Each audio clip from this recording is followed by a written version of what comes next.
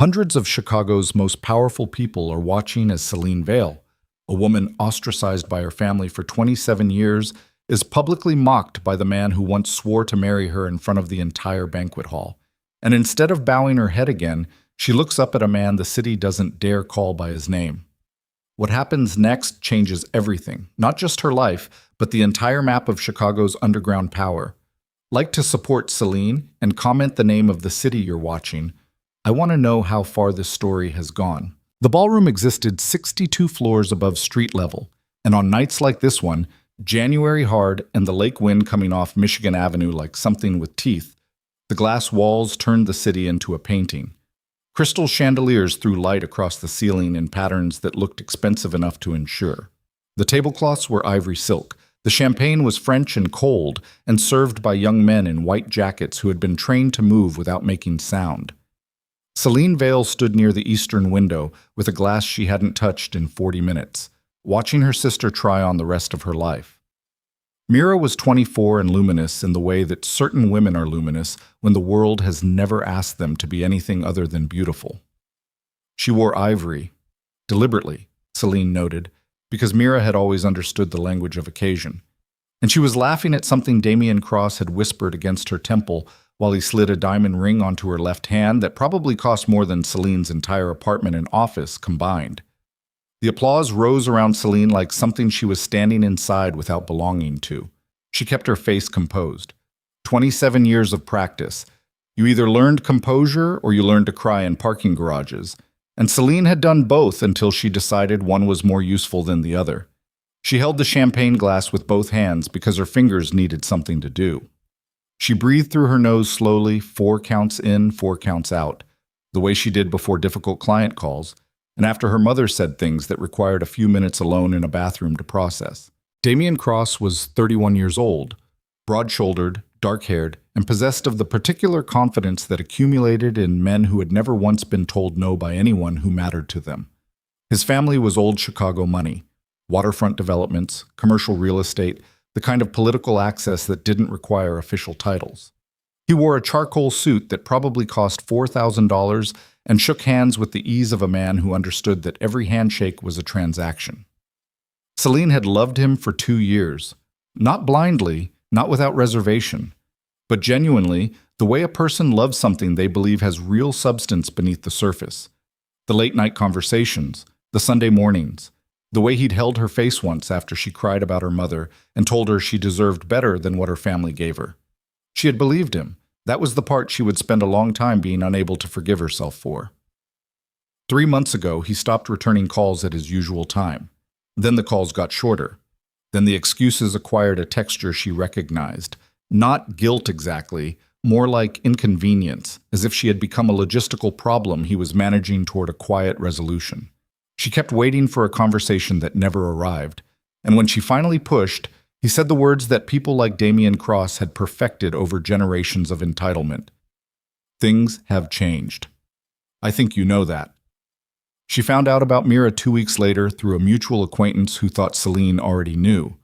She hadn't already known. The Vale family had received the engagement dinner invitation with a delicacy that Selene recognized as strategy.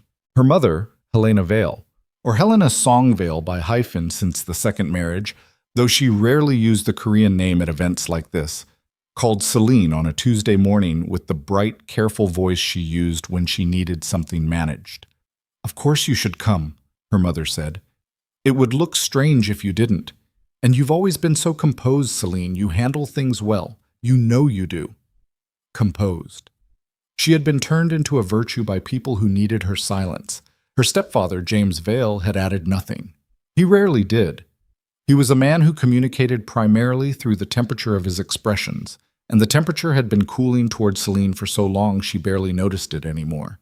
He had married her mother when Selene was 9 years old, and in the 2 decades since had managed the remarkable feat of living in the same house as a child he never fully acknowledged as belonging to him. She came to the dinner because her mother asked her to, because she had been trained since childhood to make things easier for other people at the direct expense of her own comfort, and because some habits survived long past the moment you recognized them as damage. She wore black. That had been deliberate. The ballroom was full of people who knew her name without knowing anything real about her. The daughter of Helena Song Vale, who worked in events management, always pleasant, never quite central to any conversation. She moved through early cocktail hour with the practiced ease of someone who had managed events like this professionally, which meant she could navigate a room of 200 wealthy guests and leave every interaction feeling like she had been helpful without revealing a single true thing about herself. She was doing exactly that when she heard Damien's voice carry across the room with the particular carrying quality of someone accustomed to being listened to. "She plans corporate dinners," he was saying. Someone laughed. "No, I mean, it's fine work, it's useful. I just—" Another laugh, warmer this time, the sound of a group being charmed. "I need a woman who runs with the same pace I do. You understand?" He hadn't seen her. That was the part that made it worse. He was 3 feet from a pillar she was standing beside, glass in hand, completely invisible, and he was explaining her away to a group of his father's business associates with the casual brutality of a man who had never once considered that the object of his indifference might be listening. Useful. The word landed like something blunt. She had been useful to a lot of people. The heat in her chest was old and familiar. The specific burning of a woman who has been underestimated by the same category of person so many times that the rage has compressed itself into something quiet and structurally permanent. It didn't feel like fury in that moment.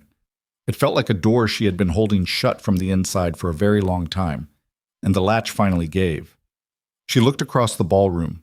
She wasn't searching for anyone in particular, or if she was, she wasn't conscious of it. Her eyes moved through the room with the habit of a woman who had learned to read exits and social dynamics as a survival mechanism, and they stopped at the far corner of the room where the lighting was noticeably dimmer. A deliberate choice, she realized, not a flaw in the event design. A man sat alone at a table that had been subtly separated from the others by perhaps 18 inches of space that no one seemed to approach. He wasn't standing. He wasn't circulating. He had a glass of something amber in front of him that he wasn't drinking, and he was watching the room with the absolute stillness of something that doesn't need to move to be the most dangerous thing present. She knew who he was. Everyone in Chicago knew who Selene Vale was, in the way that everyone knew the name of a particular storm system.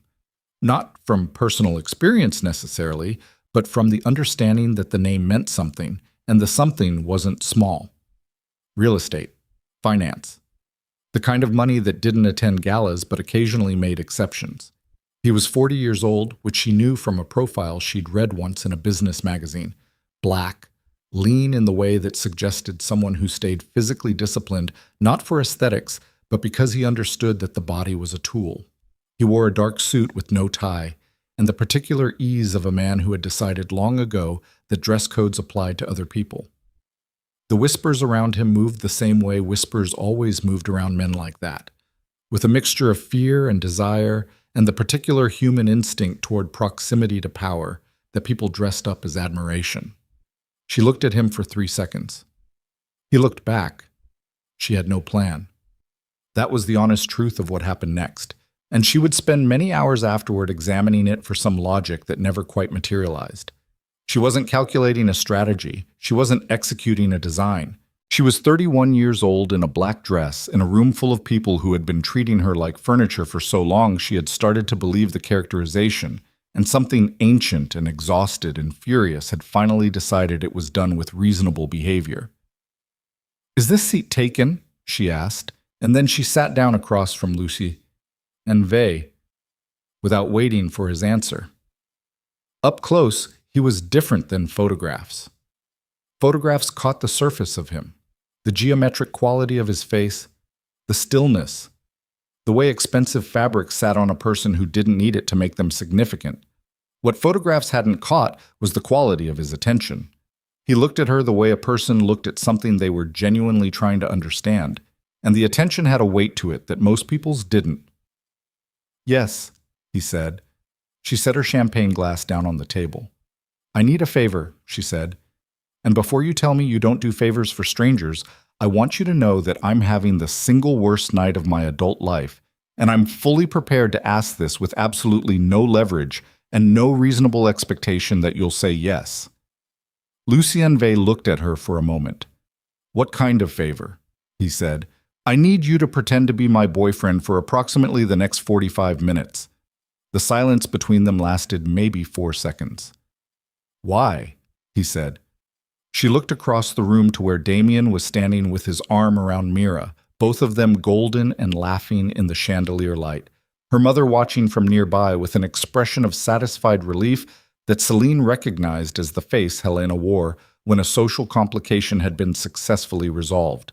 "Because the man who was supposed to marry me just got engaged to my sister," Selene said, "and he just told 4 of his father's business associates that my career makes me a woman who doesn't run at his pace, and I am so tired." Her voice didn't crack. She was very deliberate about that.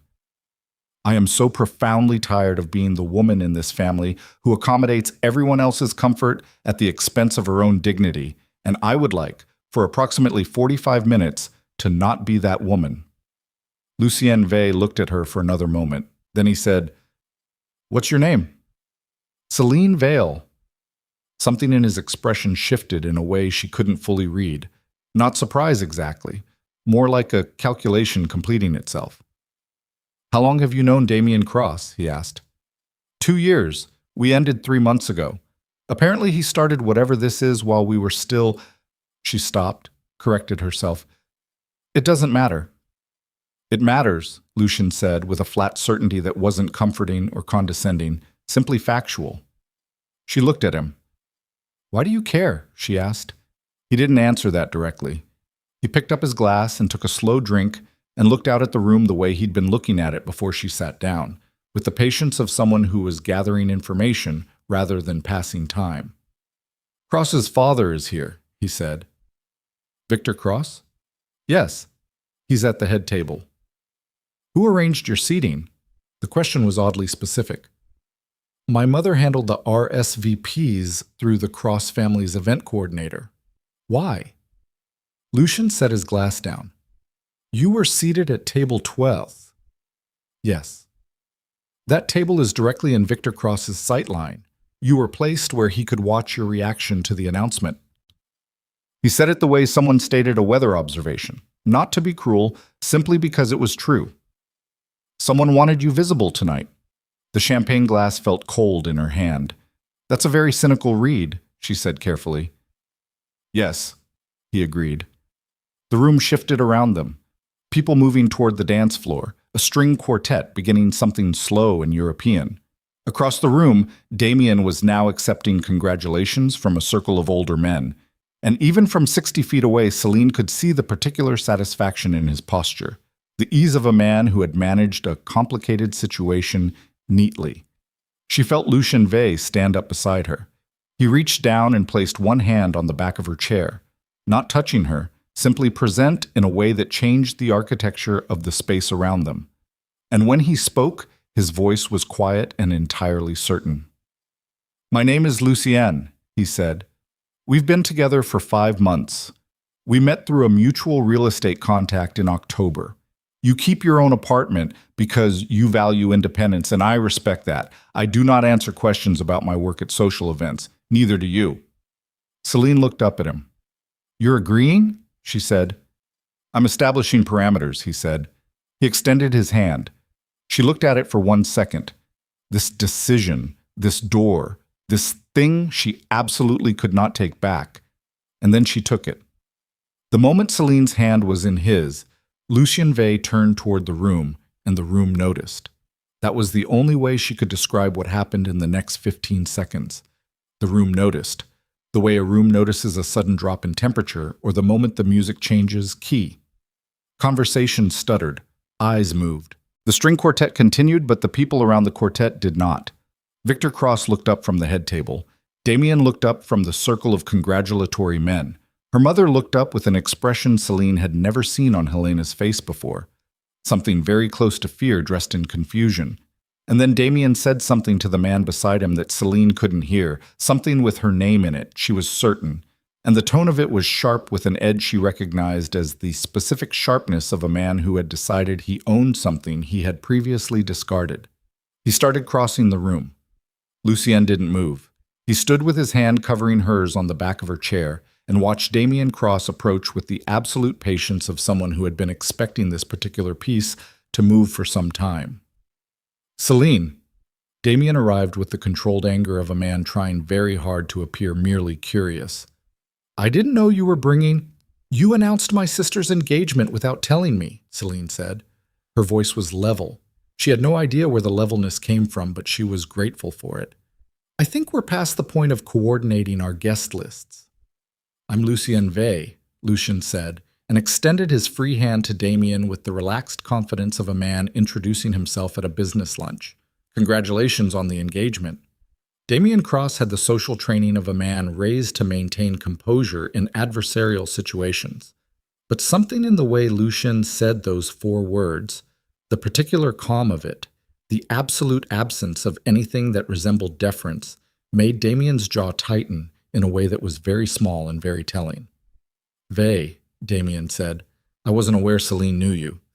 She does, Lucien said simply. How long has... 5 months, Selene said, give or take. Damien looked at her then, really looked, for the first time that night, maybe for the first time in months. And she could see him recalibrating something, adjusting some internal ledger she hadn't previously been important enough to factor in. Well, he said, and the word came out wrong, slightly off the beat it needed to land on. It's good that you have... He searched for something. Someone. It is, she agreed. He stood there for another 3 seconds, which was 2 seconds too long, and then he excused himself with a smile that didn't touch his eyes and moved back toward the circle of men and the fiancée and the life he had arranged for himself on top of the pieces of hers. Selene exhaled slowly. Thank you, she said quietly. Lucien didn't answer immediately. He was watching Damien's retreat with the same neutral observation he'd applied to everything else in the room, and whatever he was seeing in Damien Cross's posture, it made something in his own expression settle into a kind of resolution. Don't thank me yet, he said. She looked at him. What does that mean? He looked down at her then, and for the first time she understood that the stillness in him wasn't calm in the way composure was calm. It was the stillness of someone who had already made a decision that the other person in the room didn't know they were both already inside. Victor Cross is on his phone, Lucien said. He's been on it since I stood up. He recognized me before you sat down at my table. Selene turned slightly, careful not to make it obvious. Victor Cross was 63 years old and sat at the head table like a man who understood that tables had heads and that the head was his natural position. He had a phone pressed to his ear, and his eyes were moving between Selene and Lucien with an expression that was not the expression of a father delighted by his son's engagement. Why does it matter that he recognized you? Selene asked. Lucien was quiet for a moment. Because Victor Cross and I have been watching each other for 14 months, he said, and tonight I moved. The string quartet shifted into something slower. Around them, the ballroom continued its performance of celebration. Champagne circulating, photographs being taken, the ordinary, beautiful theater of wealthy people marking occasions. Mira was laughing near the window with her hand raised to show someone the ring, and the diamond caught the chandelier light the way it had been designed to catch light, perfectly, expensively, without flaw. Selene felt the night tipping beneath her feet, not metaphorically, that physical sensation of ground shifting, the kind that preceded understanding, the moment before a truth arrived that was going to rearrange everything. What do you mean you moved? She asked. Lucien looked at her and said nothing. He didn't have to.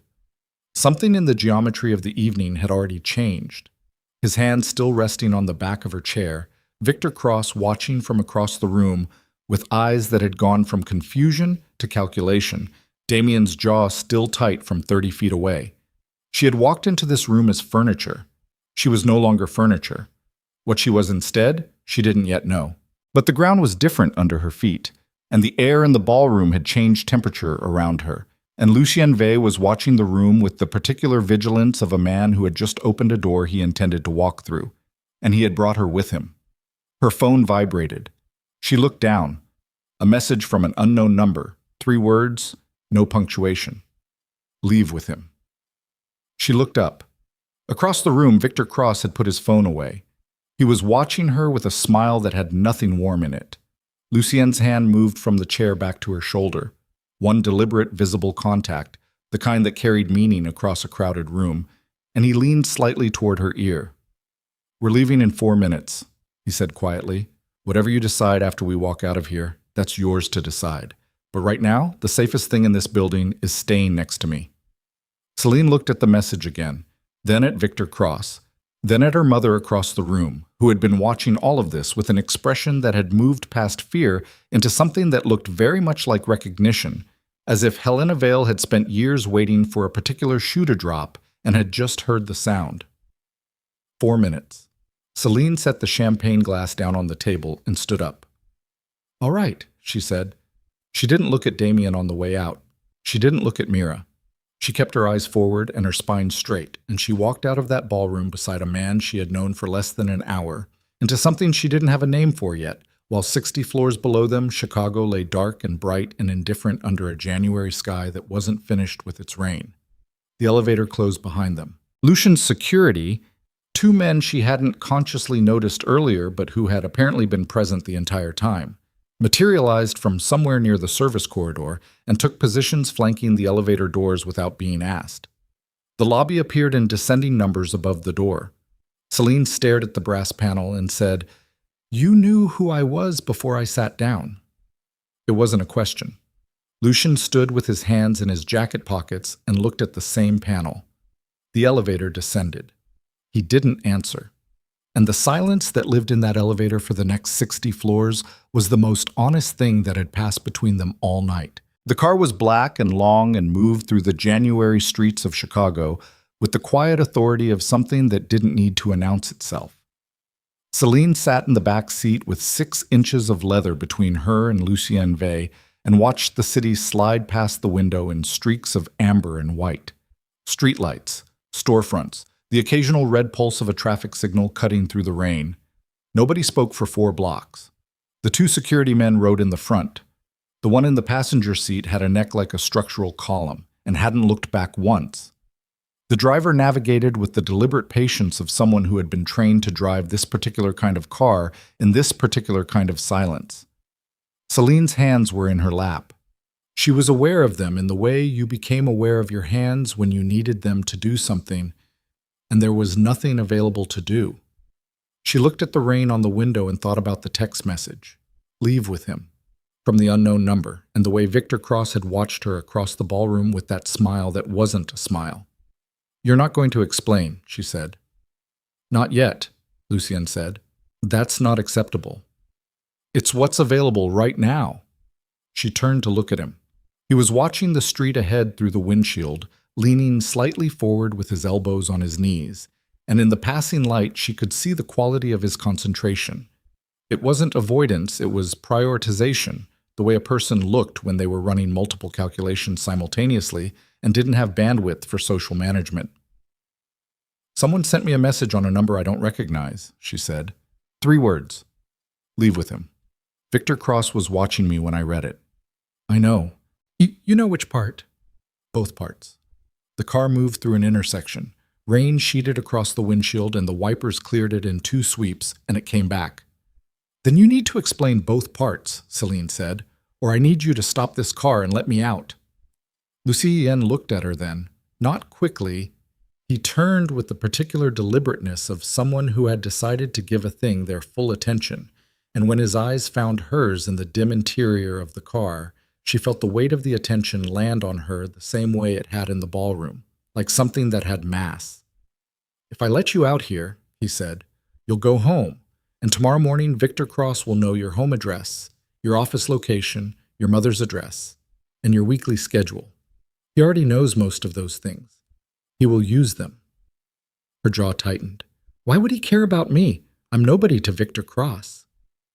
"You were nobody to Victor Cross 45 minutes ago," Lucien said. "You are not nobody to him now." The car turned north on Michigan Avenue, and the lake appeared briefly between buildings.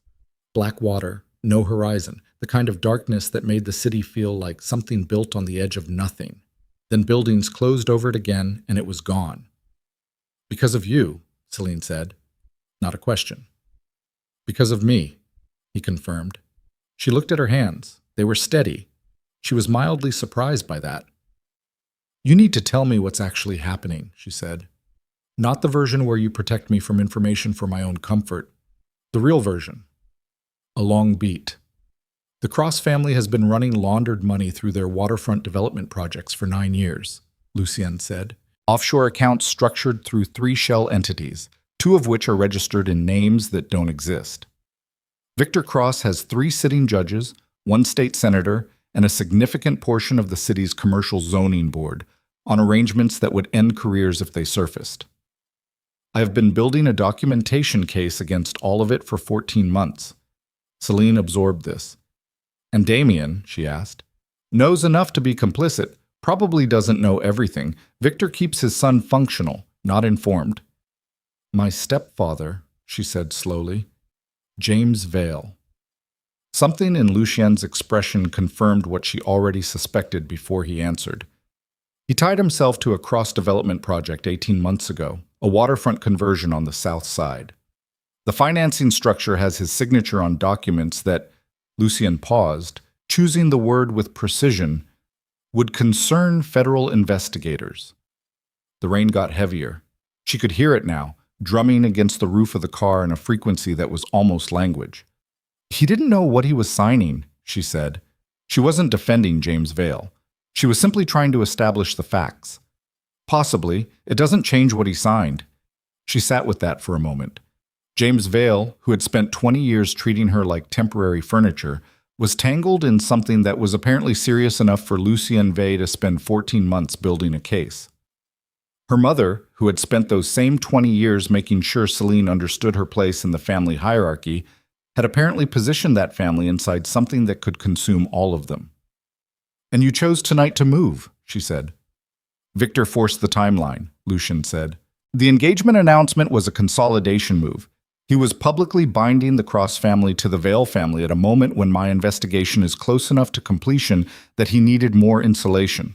Your stepfather's signature becomes more valuable to Victor as a liability tool if James is family adjacent to a Cross.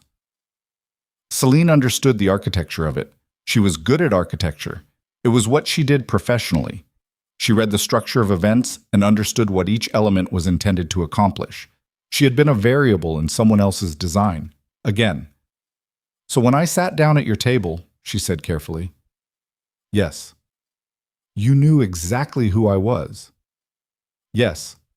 The single syllable was very quiet. You used the situation, she said. Yes, he said. And then, after a beat, so did you. She couldn't argue with that. She had sat down uninvited at the table of a man the city whispered about and asked him to pretend to be her boyfriend. She had made her own choice. The fact that the choice had been manipulated into availability didn't erase that she had made it. There's a difference, she said, between using a situation and engineering it. There is, he agreed. Which one did you do? He looked at her. I didn't arrange for Damien Cross to humiliate you tonight. That was his own character. A pause. I was at that dinner because Victor Cross was going to be at that dinner. You sat down at my table because you were angry and tired and done with accommodation. Those things are both true. And the rest of it? The rest of it, he said. I'd like to explain somewhere that isn't a moving vehicle. The car slowed and she realized they had arrived. A tower on the river, glass and dark steel. The kind of building that communicated its own seriousness without signage. The building's lobby was visible through the rain, lit from within in a warm gold that looked, in the downpour, like something burning quietly at the bottom of a very deep thing. She looked at the building and then back at Lucien. If I come upstairs, she said, I need 2 things. 1, you tell me everything, not a version of everything, everything. 2, I leave when I decide to leave, and you don't complicate that. Agreed, he said immediately. The speed of it gave her pause. It was the answer of someone who had already accepted those terms before they were stated. She got out of the car into the rain. The penthouse occupied the entire 63rd floor and was, in the way that spaces belonging to certain men were, aggressively non-decorative. No art chosen for impression, furniture that was excellent and functional without performing luxury. The east wall was entirely glass, and the Chicago River lay below it like a dark ribbon stitched between the lit towers of the city, ice forming at the edges in pale, irregular patterns. Selene stood at the glass while Lucien's security dispersed somewhere behind her with the practiced quiet of people who did this routinely. She heard Lucien dismiss them. She heard a door close. Then it was just the two of them and the city. She had her arms folded across her chest. Not defensively. She was cold from the rain and her black dress was not a warm dress, and she had left her coat in the car. She was aware that she was standing in a strange man's apartment at 11:30 at night, and that this man had, by his own admission, known who she was before she sat down at his table and had used the situation to advance a strategy she hadn't known existed. She was also aware that she had stopped shaking somewhere between the car and the elevator, and what had replaced the shaking was something quieter and more structural. The specific steadiness of a person who has passed through the acute phase of a shock and arrived at the part where they needed to decide what to do with the information. "Drink?" Lucien said from behind her. "No." "Then, yes, whatever you have that's not champagne." She heard him at the bar. Ice, glass, the sound of something being poured. He appeared beside her and extended a glass of something amber, the same thing he'd had in the ballroom, she noted. She took it and drank, and it was good whiskey, the kind that burned clean. "The files," she said. He crossed to the desk in the far corner of the room. He opened a drawer and placed a thin folder on the surface. Selene walked to the desk. She opened the folder. The first page had her name at the top, in clean, clinical typeface. Vale, Selene M. Subject profile. Below it, a date range, 14 months. Below that, organized sections, her office address, her apartment address, her weekly patterns, her significant professional contacts. A section labeled Family Structure that detailed her mother's marriage to James Vale, the financial arrangements of that household, the social circles the family moved in. A section labeled Cross Relationship that was somehow the most violating thing on the page. 2 years of her personal life rendered in cold summary, her emotional investment cataloged with the same neutral language as her home address. She turned pages. There were photographs. Her on a street, her leaving her office building, her at a restaurant she went to every Thursday because she liked their soup and the corner table was quiet enough to read at. She closed the folder. "You had me followed," she said. "Yes." The word was flat and offered no apology, and for some reason that made it more tolerable than an apology would have been. At least it was honest. "For 14 months, she said. "The surveillance wasn't focused on you specifically," he said. He was standing 6 feet away with his hands at his sides, and his expression was the most undefended she had seen it. "It was comprehensive documentation of everyone in the cross orbit. Your stepfather's connection to their development projects put your family inside the scope." "I am not my stepfather's connection to anything." "No, you're not." "Then my section of that file was more detailed than it needed to be," he said. There was something in his voice that was different, not quite discomfort, but the particular sound of a man who was used to having complete control of a conversation and had reached a point where he didn't. She looked at him. "More detailed than it needed to be," she repeated. He said nothing. She pulled her gaze away from him and looked back at the dark window. The river below was nearly motionless. Somewhere across the city, her sister was celebrating an engagement. Her mother was probably managing impressions. Damien Cross was probably performing satisfaction for a ballroom full of people who would spread the image of him across their social networks by morning. And she was here, in this penthouse, 63 floors above everything, holding a glass of expensive whiskey and looking at a file folder with her own name on it. "I should leave," she said. "That's your choice," Lucien said. "You told me in the car that leaving wasn't safe." "I told you going home alone wasn't safe. Those aren't the same thing." She turned. "What's the difference?" "If you leave here, I'll have someone drive you to wherever you want to go, and security will cover the location for as long as you need.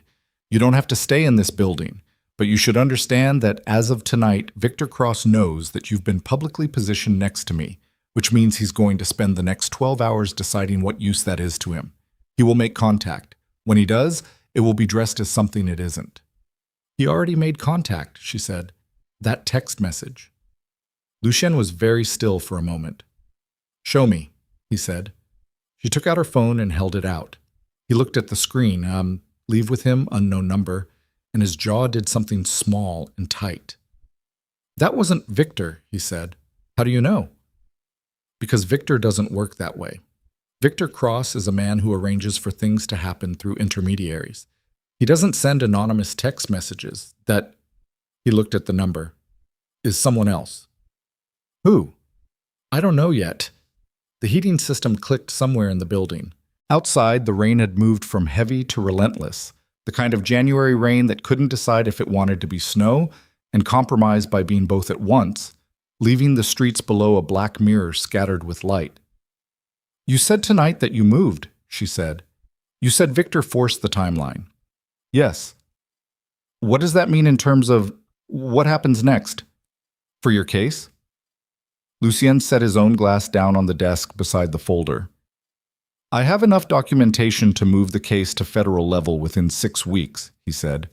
The engagement announcement complicated the timeline because it publicly links the Vale family to the Cross family, which gives Victor grounds to argue that any financial entanglement was familial rather than criminal. I need the documentation complete before the marriage creates additional legal complexity. And me, she said. Where do I fit into the 6 weeks? The question sat between them for a moment. That depends on you, he said. That's not an answer. The arrangement I proposed, 8 weeks, public appearances, shared visibility, it was designed to accomplish 2 things. 1, it creates a counter-narrative to the Cross-Vale merger that makes Victor's strategy less clean. 2, he paused, and the pause was not the pause of someone choosing words. It was the pause of someone deciding how honest to be. It provides you with insulation from whatever Victor decides to do with your existence now that you've been positioned in opposition to him. You were protecting me, she said. The skepticism in her voice was not manufactured. I was including your protection in the design, he said. That's not the same as it being the only reason. She looked at him for a long moment. Lucien Vale, at 11:30 at night in a penthouse above the frozen Chicago River, looked like a man who had managed every variable in a complex equation for 14 months and had just discovered that one of the variables had its own preferences about how the equation resolved. He looked, underneath the composure that was the most consistent thing about him, tired in a way that wasn't physical. 8 weeks, she said. 8 weeks. Public appearances, controlled visibility, and information, he said. Everything I know about what your family is involved in. No more versions. The actual situation. In exchange for what? Your presence in spaces where Victor Cross will observe us and be required to recalculate. She walked to the window and stood with her back to the room and looked at the river and the rain and the ice at the river's edges and the 1,000 lit windows of the buildings across the water. 27 years of making herself small, of being useful, of accommodating every room she walked into until the room forgot she was a person inside it. I want my own room in this building, she said. I keep my apartment. I keep my office. My professional life doesn't get subordinated to this. Agreed. I want daily briefings on the case, not summaries, actual information. Agreed. And when I have questions, she said, you answer them, directly, without the version you think I can handle. A pause. Agreed, he said. She turned around. He was standing where she'd left him, and in his expression was something she hadn't seen before. Not calculation, not the distant patient observation that had characterized every interaction since she sat down at his table. Something more present than that. Something that looked underneath everything like relief. She had no idea what to do with that. All right, she said. 8 weeks.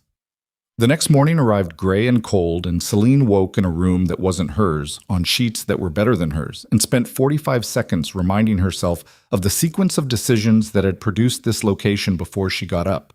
The room Lucien had shown her to the previous night was spare and clean, a guest room in the true sense, functional without personality, which she appreciated because personality in a strange room would have made her feel more like a guest. She showered.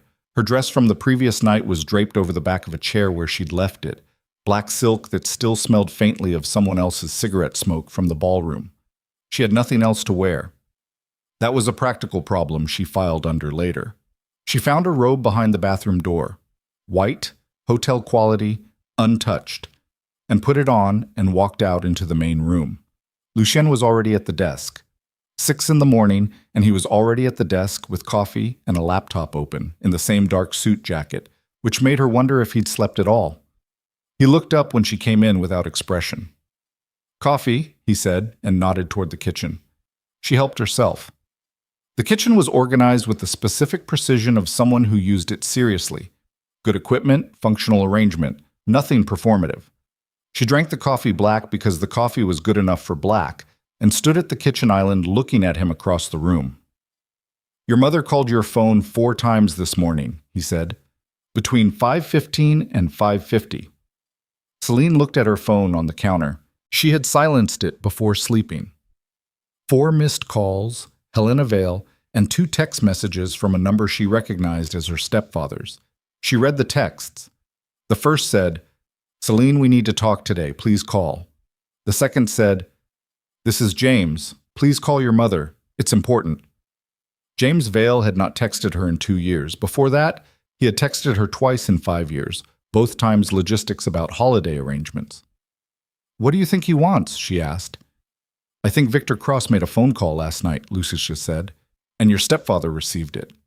She set the phone face down on the counter. She was thinking about the surveillance file, her weekly patterns, her corner table at the Thursday restaurant.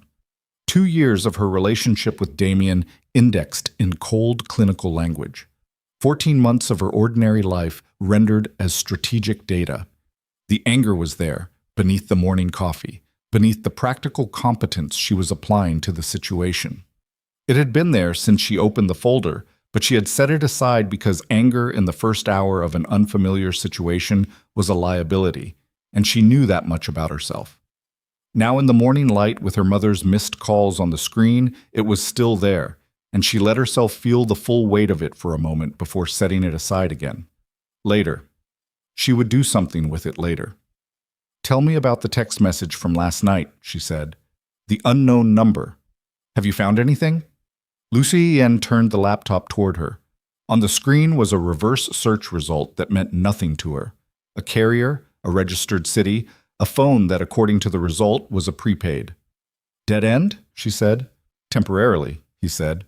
"My technical team is running it through a different process. We'll know more by afternoon." She sat down on the arm of the sofa facing the desk. "Who do you think it was?"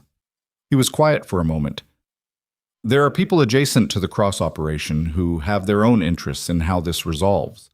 People who aren't Victor and aren't Damien, but who have exposure if the case moves to federal level. Someone may have seen an opportunity last night." "An opportunity to do what?" "To manage you independently of the arrangement Victor has in mind." "They'd have to know about Victor's arrangement."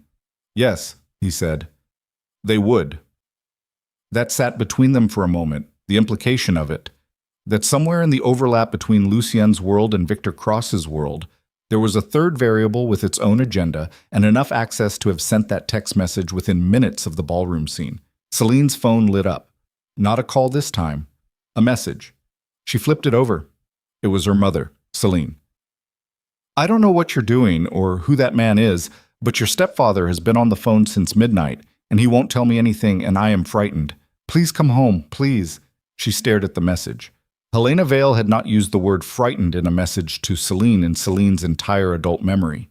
Helena communicated in a language of implication and social performance and careful management. Frightened was outside that vocabulary. "I need to go to my mother's house," Selene said. Lucien looked at her. "Today," she said. "This morning. I can't—" She stopped, reordered the sentence. "Whatever is happening to them is partly because of last night. I need to go." "I'll come with you," he said. "No," she said immediately. "If you come, it becomes a different conversation. I need to talk to my mother as her daughter, not as whatever this is now." Something in his expression did the thing she was beginning to recognize, that small recalibration, the adjustment of a calculation in progress. "One of my security team will drive you and stay outside," he said. "Not negotiable." She thought about arguing. She thought about the two men who had breached the residential tower and the ballroom story he hadn't told her yet. That detail from last night, Victor's escalation, that she still hadn't gotten the full version of. Fine, she said. Her mother's house was in Lincoln Park, a 4-bedroom brownstone with window boxes that Helena kept planted in all seasons because the image required it. Selene had grown up in this house from age 9 onward and had lived in it with the specific alertness of a child who understood that she was present on tolerance. She knew which floorboards announced wait, which windows latched poorly, which rooms were cold in winter because the heat was managed by zone and her zone ran slightly under. She rang the doorbell because she had never had a key. Helena opened the door in 30 seconds, which meant she had been watching. She was in a silk robe, her hair arranged with the automatic precision of a woman who managed her appearance reflexively even in distress. And when she saw Selene, her face did something complicated. Relief and guilt, and the specific conflict of a woman who needed her daughter and was not accustomed to needing her daughter. "Come in," she said. The kitchen was warm and smelled like the coffee James had made at some early hour and left sitting too long.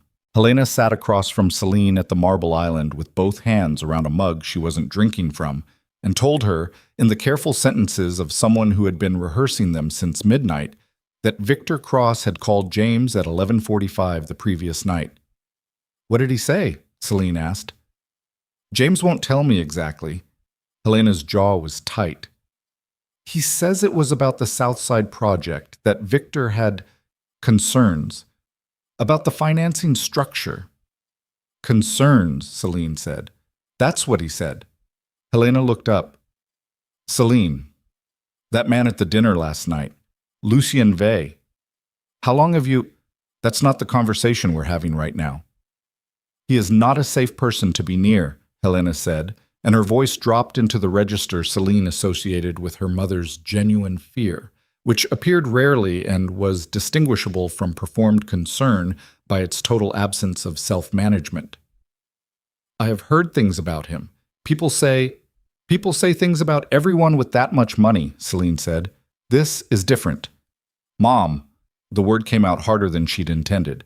"Victor Cross called James at midnight after a public event, and now James won't tell you what was said. You are worried about the wrong man in this situation." Helena's hands tightened around the mug. From the hallway, James Vale appeared. He was 61 years old and had the look of a man who had spent decades performing stability. Silver hair, good posture, the grooming of someone who understood that appearance was a kind of armor. This morning the armor had gaps. He was gray around the mouth, and his eyes had the specific quality of someone who had not slept and had spent the sleepless hours building an inventory of bad decisions. He looked at Selene. She looked at him. 20 years of careful mutual distance in one kitchen, in the morning light, with everything about to be different. "You need to tell me what Victor Cross said to you," Selene said. James Vale looked at his wife. Helena looked at the countertop. "This doesn't concern you," James said. His voice was measured, which cost him something. She could see the cost of it. "It concerns me," Selene said, "because Selene Vale has files with your name in them and the name of a Southside waterfront project and financing documents with your signature on them that he describes as federally concerning. So yes, James, it concerns me." The silence in that kitchen was the loudest thing Selene had heard since the applause in the ballroom. Her mother looked up from the countertop. James Vale's posture changed, not dramatically, not a collapse, not a break. More like a weight settling, the way a structure sounds when something load-bearing shifts, and the whole thing announces it in the smallest possible way. "How long have you known Vay?" he asked. "That's not what I asked you." "How long, Selene?" "Long enough," she said, which was a lie containing just enough truth to function. "Tell me what Victor Cross said." James looked at his wife once more. Something passed between them that Selene wasn't part of and didn't need to be part of. A marriage is shorthand, the compressed language of two people who had been managing a shared life through its complications for a long time. Then James Vale sat down at the island across from Selene and looked at his hands on the marble surface and said, in a voice that was smaller than she had ever heard from him, "He said that the project documentation would create problems for me if certain people started looking at it. He said that as long as everything stayed stable, he could manage that exposure. He said that your association with Vey made stability complicated. He wants you to pressure me, Selene said. James didn't answer. He called you at midnight to tell you that your stepdaughter's relationship with Lucien Vey was a problem for your financial exposure, and he wants you to convince me to end it. He didn't use those words, James said, but that's what he meant. James was quiet. Selene looked at him across the marble island. This man who had spent 20 years declining to fully acknowledge her existence in his household, and felt something old and exhausted move through her. Not forgiveness and not its absence. Something more complicated than either. The recognition that she had spent a long time wanting this man to look at her the way he was looking at her right now, and now that he was, it turned out the thing that had earned his full attention was her utility to a situation he was afraid of. I'm not going to end it, she said. Her mother made a small sound. Selene, James started. I'm not going to end it, she repeated. And if Victor Cross calls you again, I want you to tell me within the hour. Not tomorrow. Not after you've managed it. Within the hour. She stood up. Selene, wait. Helena's voice, and underneath it something raw that Selene had almost never heard from her mother, something that wanted to crack the surface of 27 years of careful management and say the thing that had never been said. Selene stopped. She turned back. Her mother was standing at the island with her hands spread flat on the marble, and her eyes, for the first time in longer than Selene could accurately remember, were wet. I know, Helena said. I know what I've done. What we've both... She stopped, started again. I know you didn't deserve the way things were in this house. I know that. I need you to know that I know that. Selene looked at her mother for a long moment. When this is over, she said quietly, we'll have that conversation. She walked out through the front door into the gray January morning, where Lucien's driver was waiting with the engine running, and she got into the car and closed the door and sat in the back seat with the city moving around her and her hands folded in her lap, and for exactly 3 blocks she let herself feel the full weight of the morning.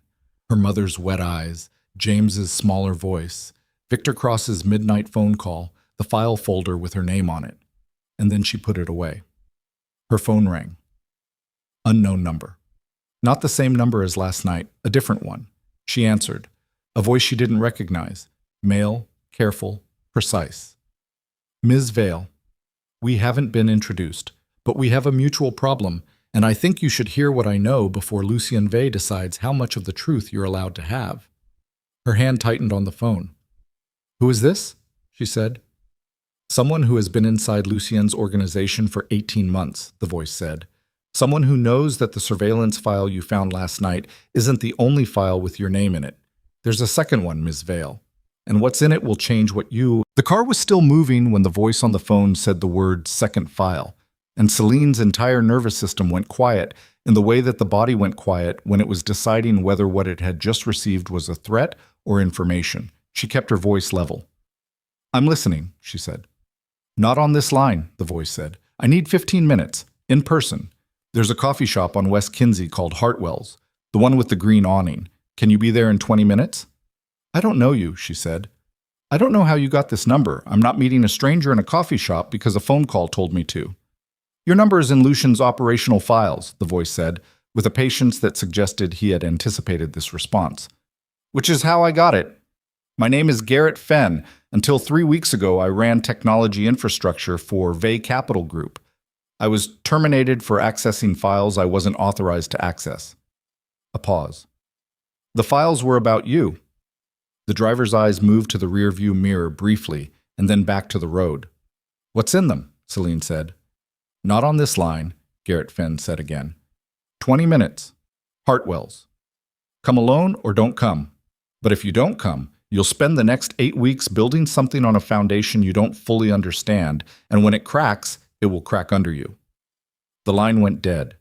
Selene sat with the phone in her hand and looked out the window at the gray Chicago morning and did the calculation that the situation required. Unknown caller. Terminated employee with potential grievance. Could be genuine. Could be a cross-operation, a different vector of the same pressure Victor had applied through James Vale. Could be something else entirely. a third variable with its own agenda. The second file. She thought about the first file, the clinical precision of it, her habits, her address, the Thursday restaurant, the index summary of 2 years with Damien. If there was a second file and Garrett Fenn had been terminated for accessing it, the question was what level of information required termination as a response. The first file had not required termination. She leaned forward. "I need to stop on Kinsey," she said. "West Side. Hartwell's coffee shop. Do you know it?" The driver's eyes in the mirror again. "Miss Vale, my instructions are to take you directly back to—" "I understand your instructions," she said. "I'm asking you to take me to Kinsey first. You can wait outside. I'll need to notify— You can notify whoever you need to notify," she said, "after you drop me." A pause that lasted 4 seconds. Then the car moved left and changed direction. Hartwell's was a narrow shop with green awning and fogged windows, and the particular smell of a coffee place that had been operating in the same location for long enough to have absorbed itself into the building. 6 small tables, a counter with a woman behind it who didn't look up, 3 customers who looked like they belonged to the morning, laptop, newspaper, a man staring at nothing with both hands around a cup. One of the 3 was not like the others.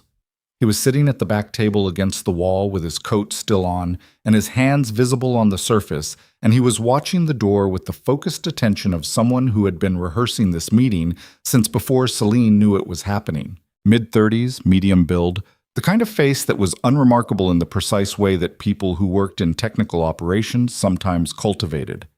Nothing to catch on, nothing to remember. She sat down across from him without ordering anything. "Garrett Fenn," she said. "Ms. Vale." He looked at her with the directness of someone who had burned their bridges and no longer needed the social maintenance that bridge burning freed you from. "Thank you for coming." "I haven't decided yet whether coming was a mistake," she said. "Talk." He pulled a thin envelope from his inside jacket pocket and set it on the table between them without opening it. 14 months ago, he said, Selene Vale initiated a documentation operation against the Cross family. That's the version you know. What you don't know is that the operation has 2 tracks. Track 1 is the federal case, financial documentation, offshore structures, the Cross Vale connection. That's legitimate. That's the version Lucian told you about last night. He paused. Track 2 is a private acquisition strategy. Selene looked at the envelope. "What kind of acquisition?" she said. "The Southside waterfront project your stepfather signed on to," Garrett Fenn said. 4 city blocks of commercial to residential conversion, Federal Historic District, Lake Michigan access. Current development value conservatively assessed at $240 million. If the Cross family's financing structure collapses, which it will when the federal case moves, the project goes into receivership. He looked at her steadily. Lucian already has a receivership acquisition offer structured, has had it structured for 8 months. The day Victor Cross is indicted, Lucian files. The project transfers at distressed asset pricing, probably 40 cents on the dollar. The coffee shop sounds continued around her, the woman at the counter moving cups, rain on the awning. "That's not illegal," Selene said carefully. "No," Garrett said. "Opportunistic. Not illegal." He tapped the envelope. "This is the part that concerns you personally." She looked at the envelope and then at him. "Your stepfather's signature on the project documents," he said.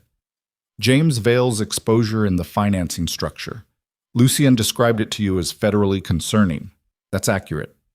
James could face charges as a knowing participant in a fraudulent financing scheme." He let that sit for 1 second. "Or he couldn't." "Meaning what?" "Meaning the documentation of James Vale's involvement is selectively constructed," Garrett said. Lucien's team pulled specific documents and excluded others. The excluded documents would establish that James Vale was an unknowing signatory, that he was presented with legitimate appearing paperwork and had no knowledge of the underlying structure. His voice was even and precise, the voice of a man who had spent weeks organizing this information and was delivering it exactly as he had prepared. With the excluded documents included, James Vale is a victim of the Cross operation. Without them, he looks like a participant. Lucien has chosen for 14 months to maintain the version without them. Celine's hands were flat on the table's surface. She became aware of this because she had placed them there deliberately and was now pressing slightly, as if the table needed to be confirmed real. "Why?" she said. "Because James Vale's exposure is leverage," Garrett said. "Over your stepfather, over your mother, and over you." "What?" He opened the envelope and slid a single page across the table. A document she didn't have enough context to fully read but could see contained her stepfather's name and a column of figures, and in the bottom margin, a handwritten note in what she would later confirm was Lucian's handwriting. Retain. Vale. Family compliance. Retain. Vale family compliance. 5 words. She looked at them for a long time. "He was never going to use the federal case to protect my family," she said. The sentence came out quieter than she'd intended, which meant it came out honest. "He was going to use the threat of the federal case to ensure your family's cooperation," Garrett said, "which would include yours. The 8-week arrangement was not about insulating me from Victor Cross," she said. "It was about insulating you from the knowledge that your stepfather's legal fate was in Lucien's hands," Garrett said. "If you don't know about the excluded documents, you have no reason to resist the arrangement. You cooperate because you believe you're choosing to. You don't cooperate because you're being managed." She picked up the page. "Read the 5 words again. Set it back down." "Why are you telling me this?" she said. Her voice was steady, and she had no idea where the steadiness was coming from, and she did not trust it. Garrett Fenn looked at her with an expression that was not unkind and not without its own complexity. "Because I found those files and I thought about not saying anything," he said. "Because I was good at my job and I told myself it wasn't my problem. And then I read your section and I read that note, and I thought about a woman sitting across a table from a man who is holding her family over her head and calling it a mutual arrangement." He straightened slightly. "I have a sister. She's nothing like you, and the situations are nothing alike, and I'm not making a comparison. But I thought about what I would want someone to do if it were her." Selene sat with that for a moment. Then she said, "You said you were terminated 3 weeks ago. Why wait until now to contact me?" "Because 3 weeks ago you weren't in the arrangement yet," he said. "Last night changed the timeline." She looked at the envelope. "Is there more in there?" "Copies of the excluded documents, and a communication log between Lucien and his legal team that references the Vale family compliance strategy across 11 months. He slid the envelope fully toward her. "It's yours." She picked it up, put it in her bag. "What do you want?" she said. "Nothing from you," he said. "I want the federal case to proceed and the Cross operation to be dismantled. I believe Lucien's documentation is legitimate, and I believe Victor Cross should be prosecuted. He paused. "I don't want you used." She stood up. "Thank you," she said, which were the 2 most inadequate words available and the only ones that applied.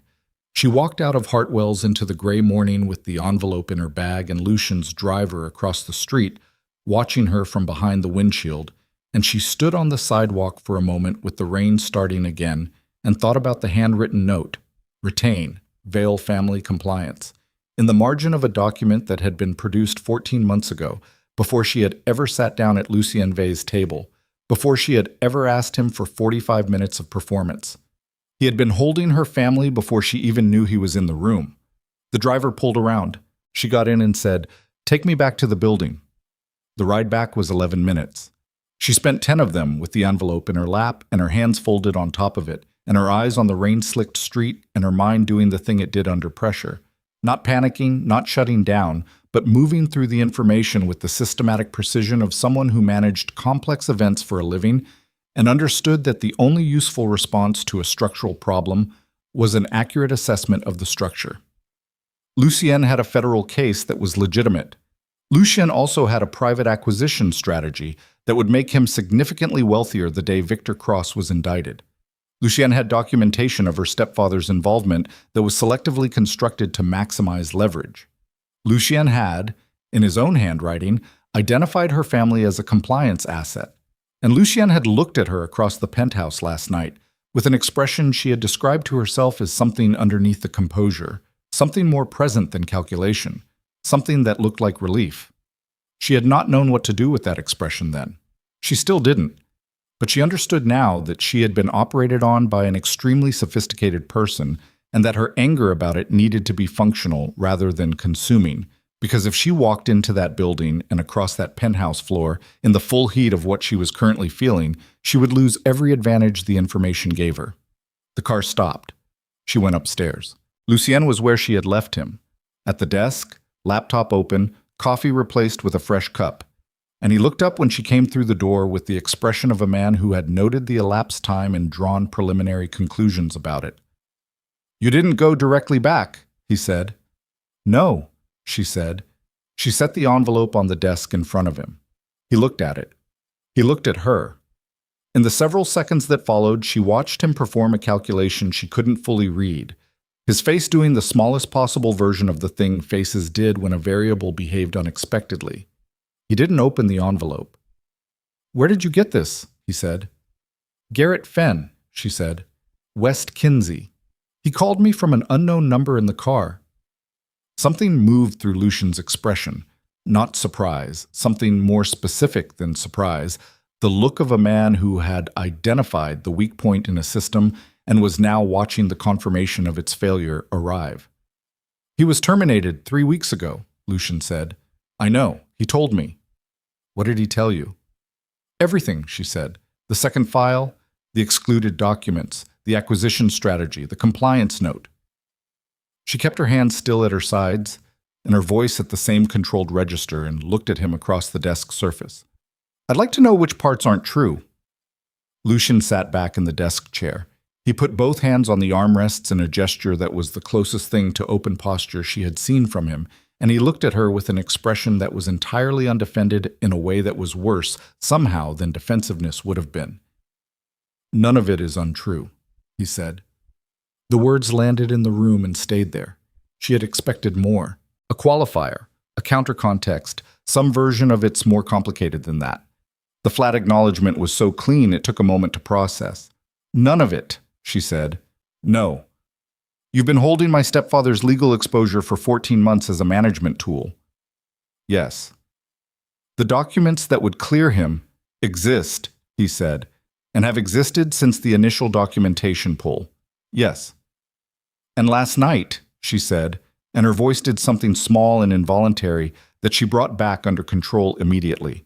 "When you proposed the arrangement, when you told me everything in the penthouse, when you agreed to give me actual information and not a version, I didn't tell you about the excluded documents," he said, "or the acquisition structure, or the compliance note."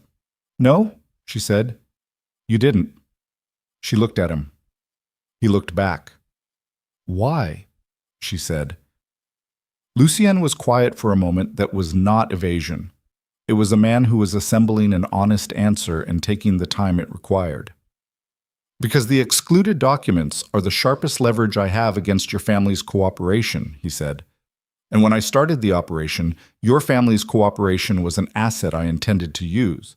Your stepfather's exposure was a controllable variable. Your presence in the arrangement was intended to be—" He stopped. "Managed," she said. "Yes." "Like the arrangement itself?" "Yes." The heating system clicked. Outside, the rain had found a steadier rhythm, no longer debating snow, committing to cold gray water against the glass. "And now?" she said. "Now," he said, and the word came out differently than his other words, less organized. "You're standing in my apartment with a file that Garrett Fenn gave you that changes your position in this completely, and I am aware that I have no mechanism left to manage you because you've seen the mechanism." He looked at her. "So I'm telling you what I told you last night was incomplete." "Incomplete is a generous word for it." "Yes," he said. "It is." She walked to the window. Not to look at the city. She didn't see the city. She stood at the glass because she needed to be looking at something that wasn't him while she organized the weight of what she was carrying. 24 hours ago, she had been at a ballroom in a black dress doing what she had always done, maintaining composure while other people's decisions reshaped the landscape around her. 12 hours ago, she had made what she believed was a calculated choice, a woman taking action, setting terms, deciding the shape of her own response for once. 30 minutes ago, she had learned that the choice had been available to her because it had been made available, that the table she had sat down at uninvited had been in a position she could see from her assigned seat, that the man at the table had recognized her name with a specific recognition she had noted and not fully interrogated in the moment. The anger was there. It was large and it was cold, and it was the kind of anger that didn't want to be loud because being loud would waste it. She turned back from the window. The federal case, she said, the actual documentation, the cross-operation, the laundering, the judges, and the senator, that's real. Yes, completely real. And Victor Cross is a genuine threat to my family. Yes. And to you, now that last night happened. The excluded documents, if you release them with the rest of the documentation, James Vale is cleared. Correctly assessed, yes. And you lose the leverage. Yes. She looked at him for a long time. Release them, she said. Selene, release the documents. Clear my stepfather. Whatever arrangement you had in mind that required his exposure as a management tool, end it. She took a breath. You still have the federal case. You still have the acquisition structure. You still have 14 months of documentation against Victor Cross.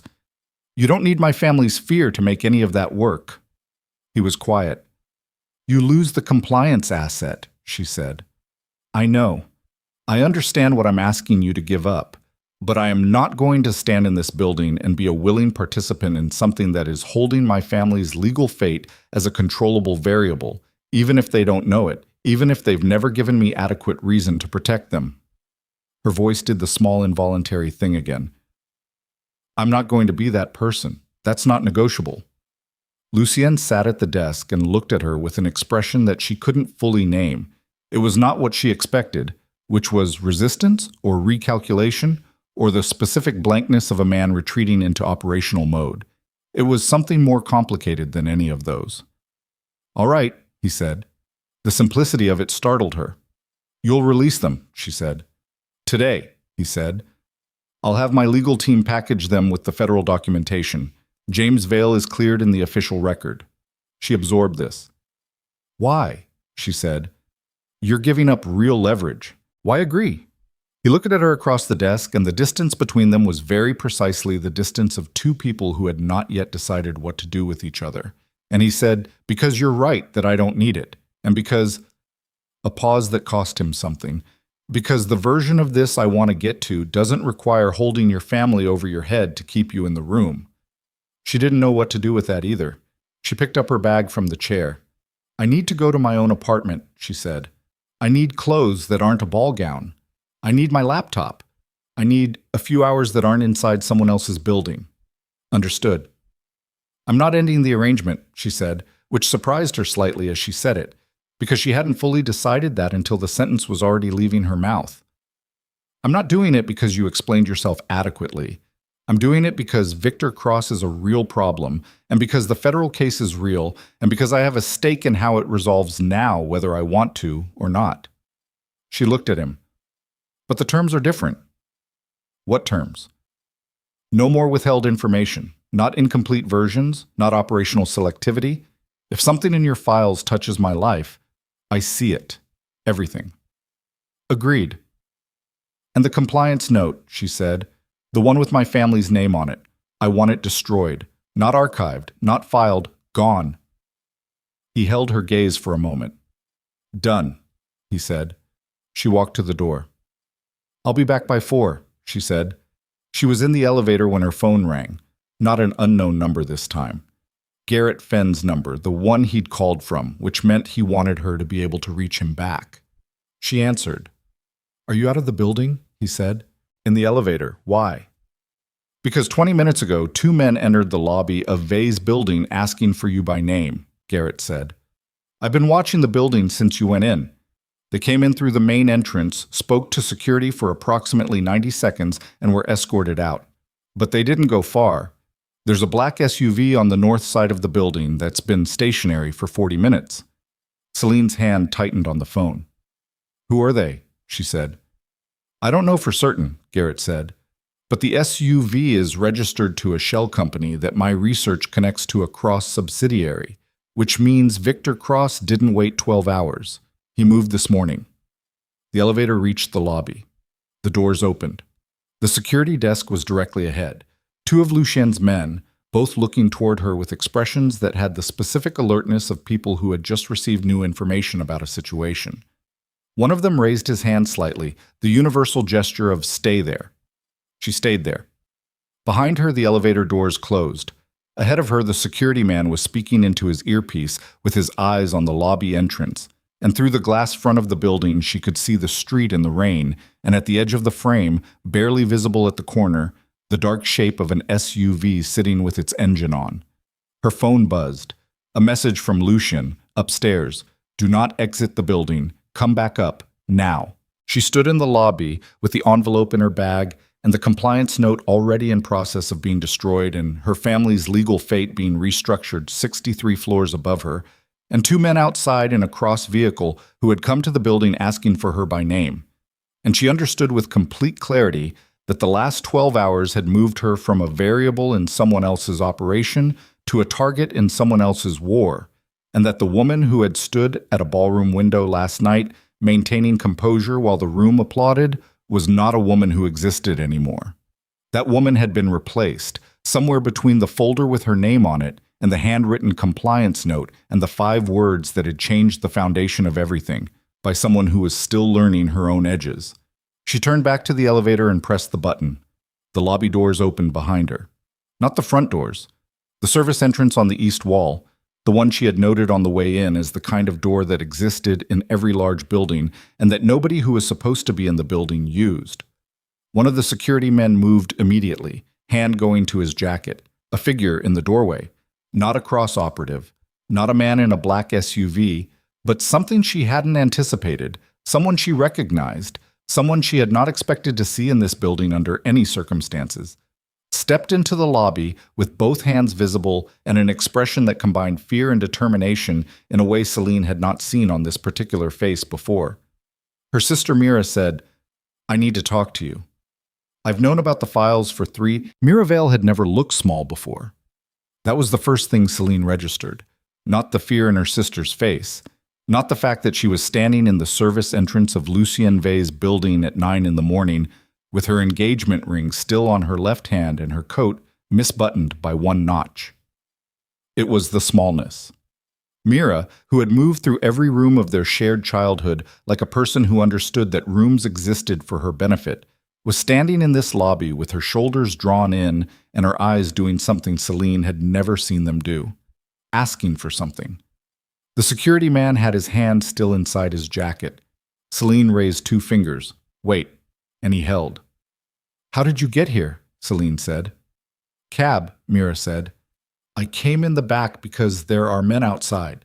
She looked at the lobby doors. "A black SUV. I saw them when I got out, and I—" She swallowed. "I went around the block." Selene looked at her for a moment. "You said you've known about the files," Selene said. "Say the rest of the sentence." Mira's hands were gripping each other in front of her. She was 24 years old, and last night she had been luminous in ivory under chandeliers, and right now she looked like a person who had not slept and had spent the sleepless hours arriving at a decision that cost her something.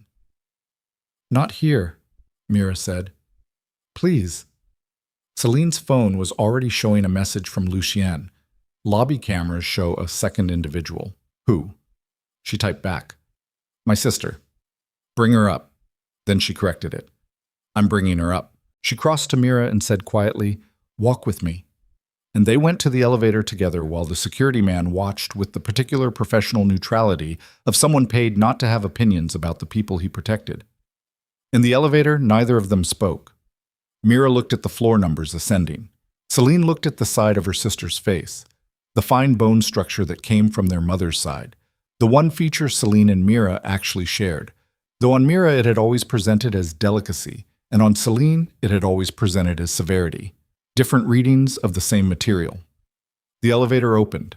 Lucien was standing in the center of the penthouse with his jacket off and his sleeves rolled, and an expression that moved from operational alertness to controlled recalibration in the time it took both women to step through the door. He looked at Mira, then at Selene. Selene said, "Give us a few minutes." He looked at her for one beat, assessing, not resistant, and then he moved to the far side of the room and gave them the nearest thing to privacy that 63 floors of open-plan architecture allowed. Selene sat down on the sofa and looked at her sister and said, "Talk." Mira sat across from her. Her hands were still gripping each other. She took a breath that was audible, the kind of breath that people took when they had been managing something at pressure for a long time and were about to set it down. "I found the files 2 months ago," Mira said. "Damien's study at his apartment. He left his laptop open and I was—" She stopped. "I wasn't looking. I was looking for a pen. The folder was just there on the screen." "What was in it?" Selene said. "Your name," Mira said. "A surveillance log. And another file with Dad's, James's name and some financial documents I didn't understand." She looked up. "And Damien's notes. His personal notes. About—" She stopped again, this time longer, as if the sentence required more structural support than she'd brought with her. "About you and me. What you knew, what you didn't, how to position the engagement announcement to produce maximum effect." The room was very quiet. "He planned it," Selene said. "The timing of the announcement."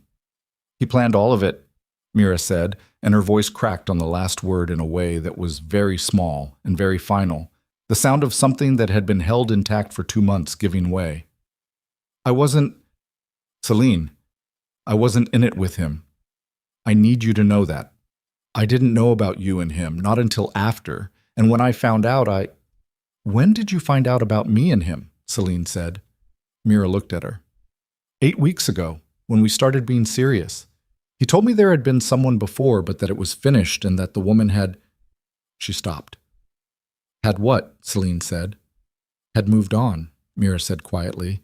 "That you were fine with it. That the two of you had ended mutually." Selene looked at her sister.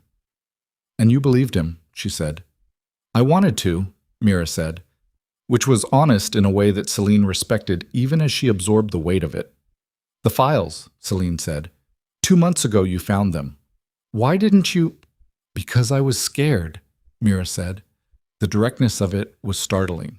No dressing, no apology, no performed shame, just the plain fact. "I was scared of what it meant. I was scared of what you'd think. I was scared of him." She said the last thing quickly, as if speed made it smaller, but it didn't. "He came back while I was still on his laptop. He didn't know I'd seen it. I closed the folder, and I said nothing. And She exhaled. "I told myself I'd misread it. I told myself I didn't understand the context. I told myself a lot of things that weren't true because the alternative was understanding what I was actually inside." Outside, the rain continued against the glass. From across the room, Lucien was looking out the window with his back to them, which was the closest to not listening that the space allowed. "Last night," Selene said. "The announcement. You knew before last night that it was going to happen?" "Victor Cross chose the timing," Mira said. "Not Damien. Victor told Damien the announcement needed to happen at the dinner. Something about business positioning with James's family. Damien told me 3 days before." She looked at Selene. "I tried to call you." Selene went still. "I called your cell Thursday evening," Mira said. "You didn't answer. I left a voicemail, and then She pressed her mouth together. "I deleted it before you could hear it because I was afraid." The Thursday voicemail she hadn't listened to because she'd been in a client meeting that ran 3 hours, and she'd come home at 9 o'clock and gone to bed and left the backlog for the morning. "What was in the voicemail?" Selene said. "That I was sorry," Mira said. "That I should have told you everything 2 months ago. That I didn't know what to do." She looked at her sister across the space between them. Not a large space physically, maybe 4 feet of carpet, but weighted with every year of their shared household. Every room Mira had occupied fully, while Selene occupied the edges. "I know it doesn't—" "What made you come here this morning?" Selene said. "Damien called me at 6, Mira said. His father called him and told him about last night. About you and Selene Vale. She paused. Victor Cross told Damien that you were an active liability and that the situation needed to be resolved. He used that word, resolved. Her voice dropped. Damien asked me if I knew where you were. The quality of the room changed. What did you tell him? Selene said. Nothing. I didn't know where you were. Mira looked at her hands. But I knew what resolved meant coming from Victor Cross. I've been around that family long enough to know what that word means when he uses it. She looked up. So I left the apartment and I came here because you were with Vale last night, and I figured... She was interrupted. Not by a sound, by a vibration. Selene's phone, Lucien's phone, and simultaneously the security man's earpiece, all receiving the same signal at the same moment, which was the specific convergence that meant one thing. Lucien was across the room in 4 steps. They're in the building, he said. Not to either of the women specifically. To the situation. He was already at the desk, his phone at his ear. Not the lobby, the parking structure. Someone let them into the lower level. How many? Selene said. 3 that we can confirm. He was listening to something through the phone, his eyes moving with the information. Possibly a 4th on the service stairs. Mira was standing now, her gripped hands white at the knuckles. Who are they? She said. Cross's people, Selene said. Why are they? Because I'm here, Selene said. And being here is a problem for Victor Cross. Lucien lowered the phone. His eyes moved to Selene with the specific quality of a man running a threat assessment and arriving at a number he didn't like. We need to move, he said. To where? Selene said. I have a secondary location, River North. My team can get us there through the building's connected skyway if we go now, before they clear the parking structure and reach the elevator bank. Selene looked at Mira. Mira looked back. She comes, Selene said. Obviously, Lucien said, already moving. What followed was 9 minutes of controlled urgency. The kind of movement that wasn't running because running announced itself, but that covered distance with the compressed efficiency of people who understood that the margin between them and a problem was narrowing in a direction only one of them could control. Lucien's 2 security men materialized from somewhere and took positions, one ahead, one behind, and the 5 of them moved through a corridor Selene hadn't seen before, accessed from a panel in the penthouse's utility room that connected to a service walkway 3 floors above street level. The walkway was narrow and cold and smelled like concrete and electrical infrastructure and had the quality of all maintenance spaces, honest in a way that the public areas of buildings weren't, stripped of performance. Selene walked with her bag against her body and her eyes on Lucien's back ahead of her and her sister's breathing audible behind her, and told herself to count steps instead of running the calculations that wanted to run themselves. 47 steps to a stairwell, down 4 flights. Another corridor, this one warmer. A door that required a key code that Lucien entered without looking at the pad. They came out into the attached parking structure of the building to the north, a different building, different ownership, connected by the skyway architecture that Selene understood now had not been coincidental. Lucien had planned for egress. He had planned for exactly this. 2 cars, one of Lucien's drivers already present. How did you know to have a car here? Selene said as they reached the vehicle. I've had a car here since the day I moved into the building, Lucien said. He opened the rear door, just, get in. They drove to River North in 15 minutes. The secondary location was a floor in a commercial building, not residential, not a penthouse, nothing that announced itself. An operational space, conference table, multiple screens, communication equipment, the sparse functionality of a place designed for work rather than living. 2 more people were already there, a man and a woman in their 30s, both with the focused competence of people who had been doing their jobs long enough to do them under pressure without narrating the pressure. Lucien spoke to them quietly while Selene guided Mira to a chair and got her a glass of water that Mira held without drinking. Then Lucien came back to where Selene was standing. Victor didn't send those men for a conversation, he said. His voice was low, direct, and entirely without the softening that the sentence might have accommodated. The timing, this morning, this quickly, means he made a decision last night that he's not planning to revisit. He wants me out of the arrangement, Selene said. He wants you inaccessible, Lucian said, which was a different and worse thing. She looked at him. He's also moving on the South Side project, Lucian said. My financial team flagged an emergency restructure filing 40 minutes ago. He's trying to transfer the project assets before I can get the federal documentation in front of a judge. If he completes the transfer, your acquisition collapses, Selene said. The acquisition is secondary, he said, and the flatness of it told her that the acquisition was genuinely secondary and had been for some time. If he transfers the assets, he buries the financing documentation with them. James Vale's exposure, the offshore structures, the judges, all of it gets routed through a new shell, and the paper trail becomes significantly harder to follow. How long do you have? She said. If I move the federal documentation today, not in 6 weeks today, I can get an emergency injunction on the transfer. The case isn't as complete as I wanted it, but it's enough. What does moving it today require? She said.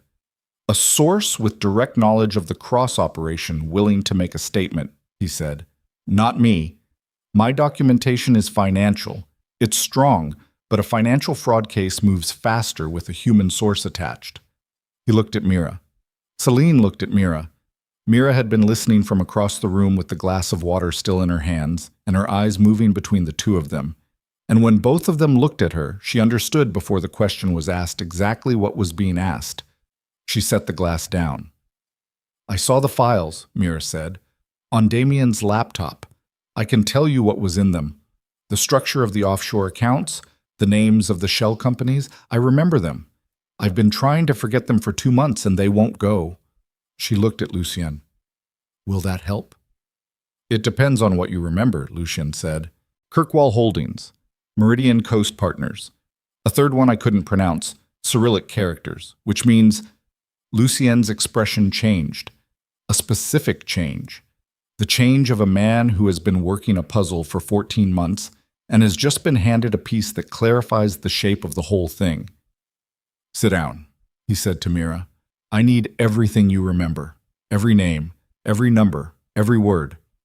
What followed was 2 hours that Selene spent mostly outside the main conversation, moving between the room's perimeter and the windows, watching the street below, drinking bad coffee from a machine in the corridor, and managing the particular quality of waiting that was not passive but active, the waiting of a person who is holding themselves in readiness without yet having a specific action to be ready for.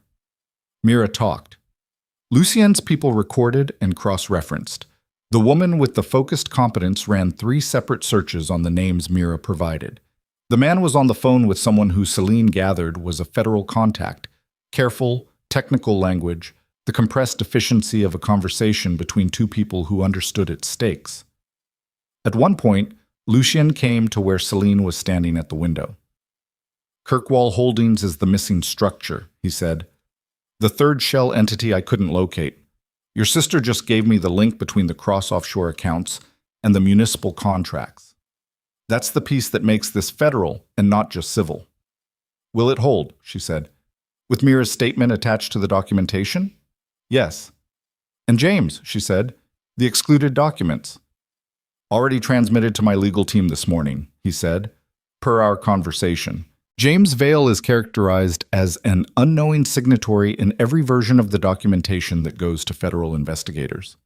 She looked at him. Thank you, she said. Don't, he said. It was the right thing. I should have structured it that way from the beginning. She turned back to the window. Below, River North moved in its ordinary January rhythm. People, cabs, the indifferent machinery of a city going about its business, while 60 feet above it, a case that was about to rearrange significant portions of Chicago's power structure was being assembled from a woman's 2-month-old memory of a laptop screen. Her phone rang. She looked at it. Victor Cross. She let it ring 4 times and then she answered. Ms. Vale, Victor said. His voice was the same voice she remembered from the engagement dinner. Warm, considered. The voice of a man who had spent 60 years being the most important person in every room he entered. I hope this morning hasn't been too disorienting. I'm fine, she said. Thank you for asking. I sent some men to have a conversation with you, he said. I understand they were overzealous in their approach. I apologize for any alarm. They came through the parking structure, she said. That's not a conversation. That's a retrieval. A pause. You're a direct woman. I appreciate that. What do you want, Mr. Cross? The same thing I told your stepfather last night, Victor said. Stability, simplicity. A return to the circumstances that existed before this public theater with Vey-produced complications that benefit nobody. Another pause, carefully weighted. You're an intelligent woman, Ms. Vale. Vey is using you. You know that. I know a lot of things this morning, she said. Then you know that the arrangement you've entered is a mechanism, a tool. You're not in it because Lucien Vey has any genuine interest in your welfare. You're in it because you were available at a useful moment. His voice was patient and certain, the voice of a man delivering information he believed was new. End it. I can ensure that the questions around your stepfather's project involvement disappear entirely. Your family continues as it has been. You continue as you have been. She looked at Lucien across the room, where he was going over something on a screen with his technical person, and she thought about retain Vale family compliance in the margin of a document that no longer existed because Lucien had agreed to destroy it this morning. She thought about the difference between a man who held leverage and a man who released it when asked. The questions around my stepfather's involvement are already being resolved, she said. Victor was quiet for 1 second. 2. What does that mean? He said, and the warmth in his voice had dropped about 15 degrees. It means the documentation has been corrected, she said. James Vale is characterized correctly in the federal record, which means your mechanism for pressuring my family no longer exists. The silence from Victor Cross had a different quality now, the silence of a man recalibrating its speed. You should be very careful, he said. I'm being very careful, she said. That's actually what I'm doing right now. She ended the call. Her hands were steady. She was mildly, genuinely surprised by that. The same mild surprise as the previous morning, her hands steady in the car after Lucien's admission, and she understood that the steadiness wasn't composure in the old sense. It wasn't the composure of a woman managing herself into acceptable shape for other people's comfort. It was something structural that had formed over the last 24 hours, in response to a level of pressure that the old composure would not have survived. She crossed the room to where Lucien was standing. He called me, she said. I know. I saw. He nodded at the phone. He's moving faster now.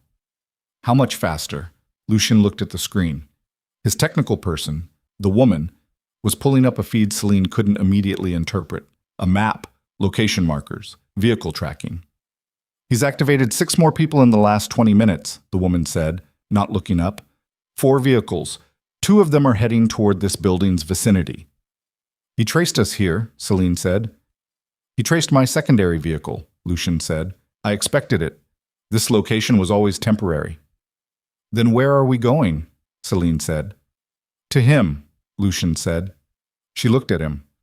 The federal injunction needs to be filed before he completes the asset transfer, Lucien said. The transfer is being executed from his operational office at the shipping terminal near Navy Pier. He uses it for the waterfront projects because the dock access gives him physical movement of documentation. If I can get the federal contact on site before the transfer finalizes, he stopped. It ends today. All of it. He has 6 people in 4 vehicles who are already moving toward your secondary location, Selene said. Yes, and you want to go toward him. The injunction is filed from his location or it doesn't hold, Lucien said. Jurisdictional filing requires the assets to be present. He looked at her. You don't have to come. She thought about that for exactly the length of time it deserved, which was not very long. Mira stays here, she said, with your people. Agreed. And you brief me completely on the terminal layout before we arrive. Agreed. She went to Mira, who was sitting at the conference table with Lucien's male associate and looking like someone who had spent 2 hours excavating 2 months of suppressed memory and was now running on something below empty. I need you to stay here, Selene said. Where are you going? Mira said. To finish it, Selene said. Mira looked at her with an expression that was complicated and genuine and full of things that 2 women who had grown up in the same house without adequately knowing each other didn't have the vocabulary for yet. Selene, she said. When this is done, Selene said, we'll have the conversation we should have had years ago. She looked at her sister. All of it. Mira nodded, very small, very certain. The drive to Navy Pier took 19 minutes through the gray January afternoon, and Selene spent them learning the terminal layout from a blueprint on Lucian's phone. Dock access on the south, container storage on the east, the main operational building at the center, catwalks running the perimeter at the second level. She committed it the way she committed event floor plans, which was with the professional precision of someone whose job had always required knowing how a space connected to itself. They came in from the west access road with two vehicles, Lucien's security in the lead car, Lucien and Selene in the second. Through the windshield, the terminal resolved out of the rain and the failing afternoon light. Industrial, enormous, the kind of space that existed at the edge of the city where the land met the lake and the architecture stopped pretending. Floodlights were already on. He's here, Lucien said. He knew we were coming, Selene said. Yes, Lucien said. He was always going to know we were coming. I'm counting on it. She looked at him. He wants this confrontation, Lucien said. Victor Cross is 63 years old, and he has spent 40 years winning by controlling the terms of every engagement he's ever been in.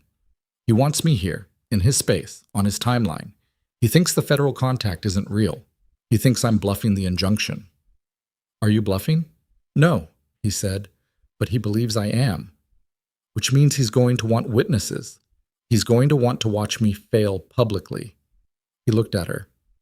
He's going to use everything he has.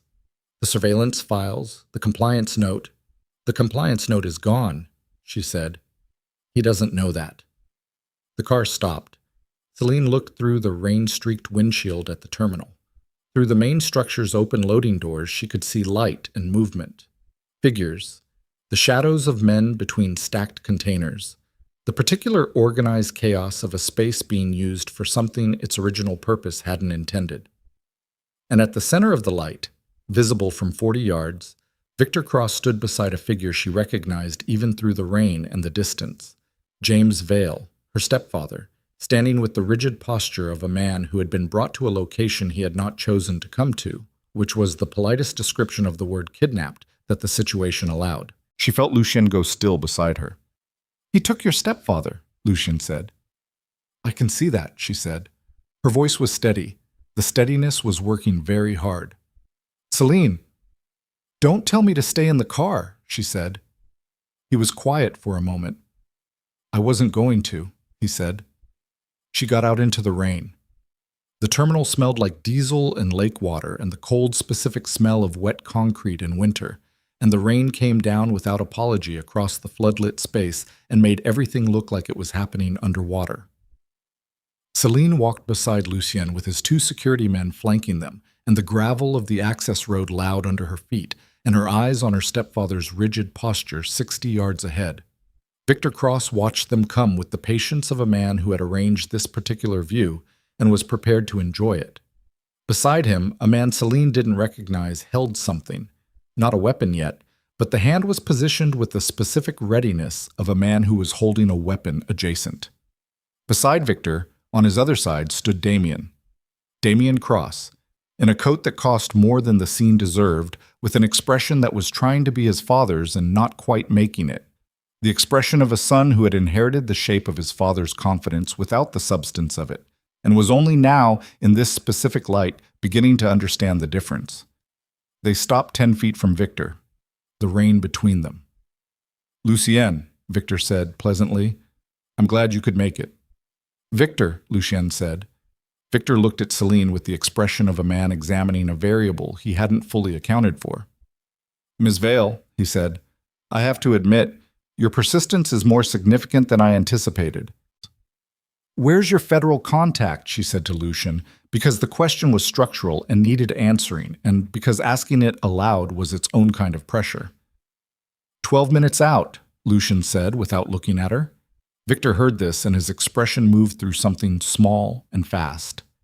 Then he composed it back. You've filed nothing, Victor said to Lucien. The injunction requires documentation delivery on site. You don't have the Kirkwall structure. Without Kirkwall, your case is a financial audit, not a federal fraud indictment. Lucien said nothing. You've been building this for 14 months, Victor said, with the patient satisfaction of a man who had been waiting to deliver a specific line, and you're 4 weeks short of what you actually need. So you came here on a bluff, hoping I'd— Kirkwall Holdings, Lucien said, registered in the Channel Islands. Director of record is a man named Petrov Aldain. It is the third shell entity in your offshore financing structure, the one that connects your waterfront development funds to the municipal contract payments for the judges. He looked at Victor with absolute stillness. I have it. The rain, the floodlights. Victor Cross's expression doing something Selene had not seen it do before. Not quite fear, the thing before fear, the recalibration of a man whose model of the situation had just been structurally revised. That's not possible, Victor said. Your soon-to-be daughter-in-law has an excellent memory, Lucien said. Damien's head turned sharply. His eyes went to his father and then back to Lucien, and then, with a specific quality of dread, somewhere off to the side as he understood what that sentence meant about the woman he was engaged to and what she had seen on his laptop. Victor's composure held for another 3 seconds. Then he made a gesture. Small, the kind of gesture that men in his position had refined over decades into something that communicated volumes with minimal movement. And the man beside him, with the positioned hand, moved, and Selene saw what was in the man's hand. And the 12 minutes became the most important 12 minutes. The gun was a Glock 19 and it was pointed at Selene, not at Lucien, not at the security men flanking them. At her. Specifically, deliberately, with the targeting logic of a man who had been told that she was the variable that mattered, the pressure point that would produce the fastest result from the most controlled man in the room. Victor Cross understood leverage. He had spent 40 years identifying the thing a person would not sacrifice and applying weight to it. Selene stood in the rain with the floodlights burning behind her and looked at the gun and felt her heartbeat in a way she was not accustomed to feeling it. Not elevated, not racing, but enormous, each beat occupying a full second of her awareness, her body insisting on its own reality with a force that no amount of composure could organize away. Lucien went absolutely still beside her. The stillness was different from his usual stillness. His usual stillness was a man managing distance from a situation. This was a man who had stopped breathing.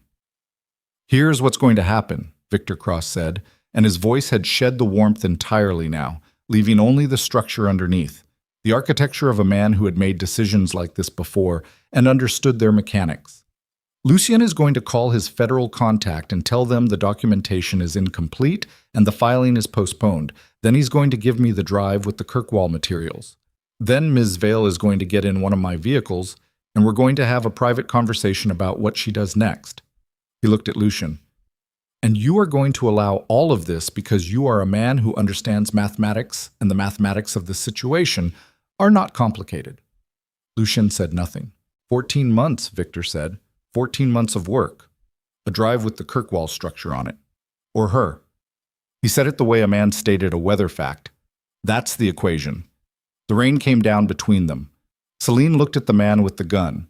He was mid-40s, broad, with the flat eyes of someone performing a function rather than making a choice. A man who had outsourced the moral weight of his actions so long ago that the outsourcing had become invisible to him. She looked at James Vale, standing to Victor's left. James was gray around the mouth, and his hands were at his sides, and his eyes were on her with an expression she had never seen from him in 20 years. Not managed neutrality, not the careful temperature of a man controlling his acknowledgement of her existence. Raw. Unmediated. The face of a man who was watching his stepdaughter stand at gunpoint because of papers he had signed without reading them carefully enough, and who was experiencing, possibly for the first time, the full weight of the reality that she was a person who existed in the world and could be harmed by it. Victor, Lucien said. His voice was very quiet. This is the part where you need to think carefully about what you're doing. I've thought carefully, Victor said. You have 6 people at this terminal, Lucien said. I have 2 here and 4 more at the perimeter who you haven't located yet. Additionally, he paused, and what he put into the pause was not theatrics. It was simple factual weight. You are on federal surveillance right now. Have been since we pulled off the access road. The contact I referenced is not 12 minutes out. He arrived 11 minutes ago. Victor's expression moved. I told you he was bluffing, Damien said from his father's side. And the quality of it, the reflexive, sun-reinforcing father quality of it, was so automatic and so empty that it seemed to surprise even Damien a little, as if he'd heard his own voice and found it thinner than expected. I'm not bluffing, Lucien said. He said it to Victor, not Damien. He had not looked at Damien once since they arrived. The documentation was filed from the River North location 40 minutes ago. Emergency injunction is already in process. The asset transfer is frozen. He looked at Victor steadily. You came to this terminal to complete a transfer that is already stopped, which means the only thing you're doing now is deciding how many charges you're walking out of here with. Victor Cross looked at Lucien. Then he looked at Selene. Something moved through his expression that was not quite readable. Not surrender, not the dramatic collapse of a man whose empire was falling.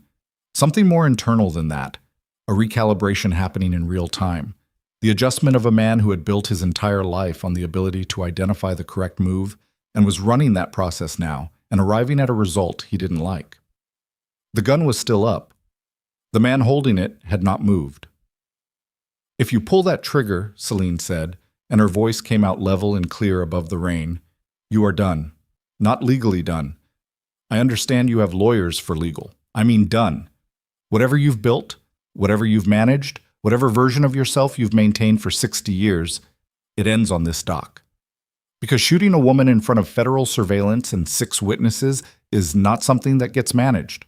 She looked at him, not at the gun, at Victor Cross's face. You know that. Victor looked at her. She did not look away. The rain, the floodlights, the enormous beats of her heart marking the seconds. Victor Cross made the gesture again, the small refined movement that communicated volumes. And the gun came down. Not theatrically, not as a concession performed for an audience. Simply down, the man holding it returning it to his side with the same flat professionalism with which he had raised it, function completed or suspended, the decision above his pay grade. From the eastern perimeter of the terminal, 3 figures moved into the floodlit space wearing the specific jackets that federal agents wore when they wanted their jackets to communicate what they were. Behind them, 2 more. The movement was organized and unhurried. The movement of people who had been in position and were now simply closing a distance that had always been closable. Damien Cross looked at his father. Victor Cross looked at the federal agents. And then Victor looked at Lucien one more time. Not with hatred, not with the performance of defiance, but with something almost like recognition, the look of a man acknowledging that the other man had played the game correctly and that the game was over.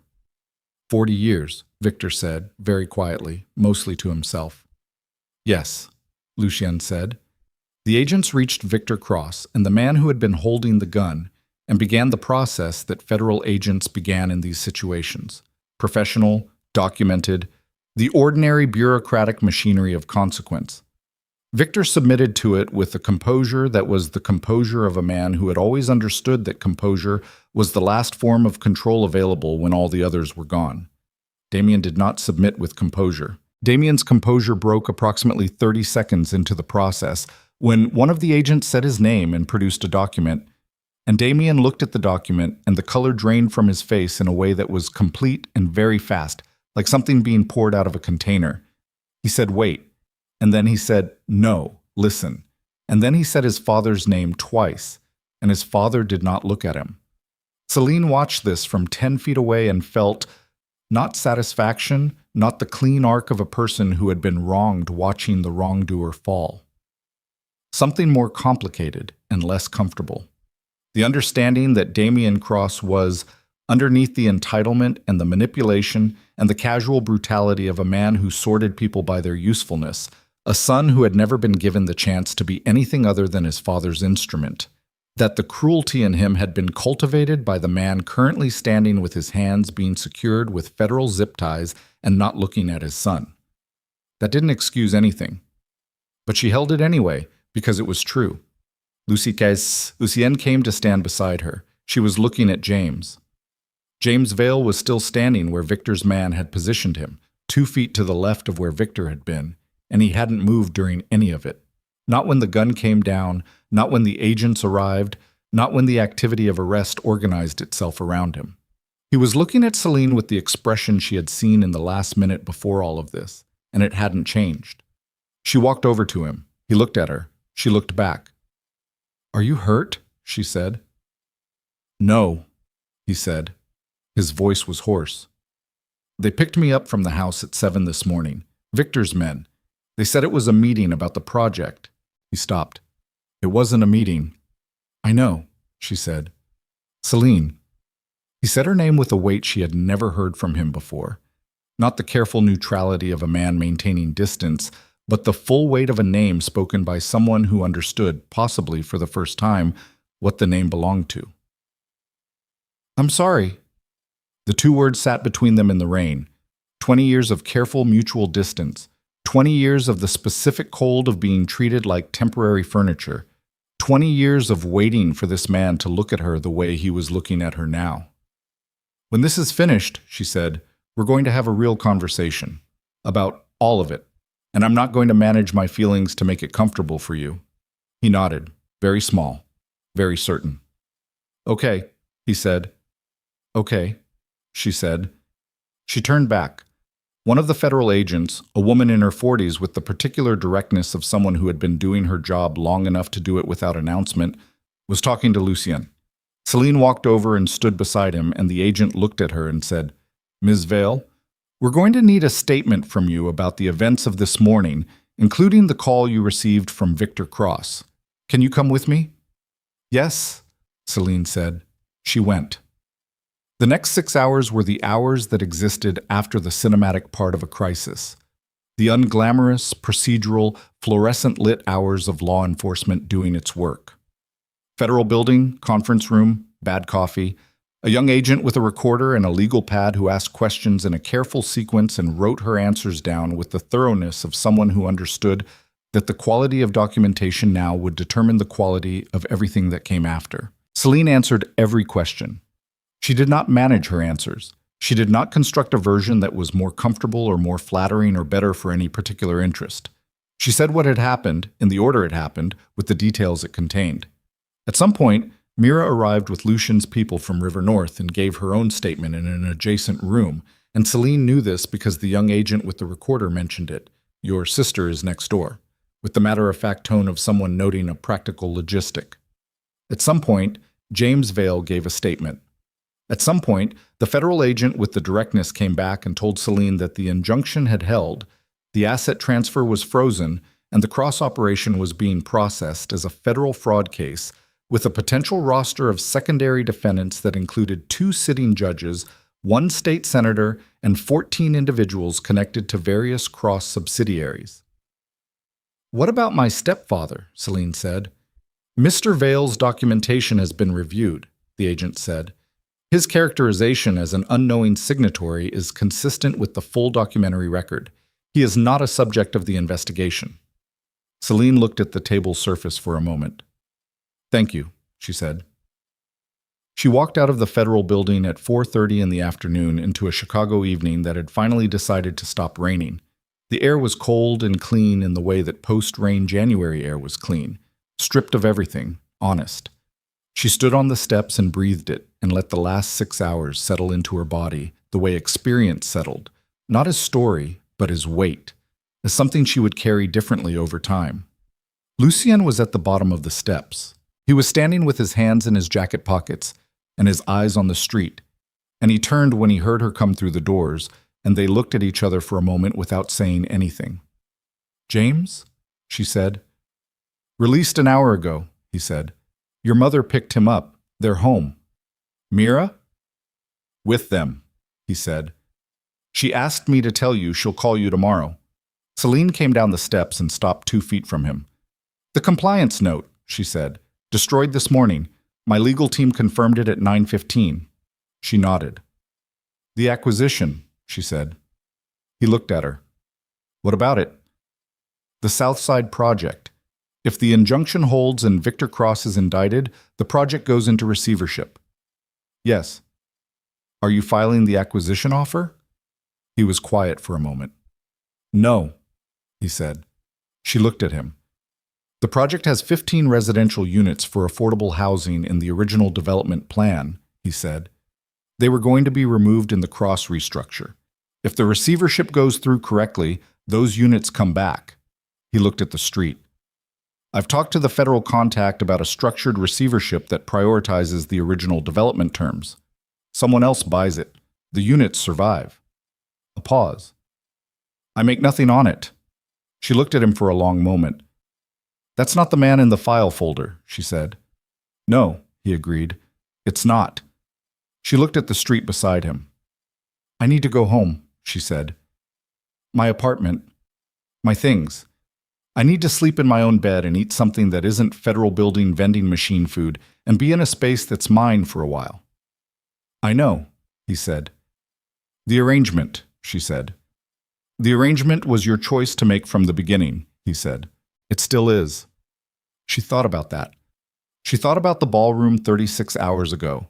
The applause rising around her like something she was inside without belonging to, the glass of champagne she hadn't touched, the specific burning of a woman who had been underestimated by the same category of person so many times that the rage had compressed itself into something structural. She thought about sitting down at a stranger's table and asking for 45 minutes. She thought about the elevator going down and the silence that had been the most honest thing between them all night. The arrangement as it was structured is finished, she said. The performance, the controlled visibility, the 8 weeks. That's finished. He nodded.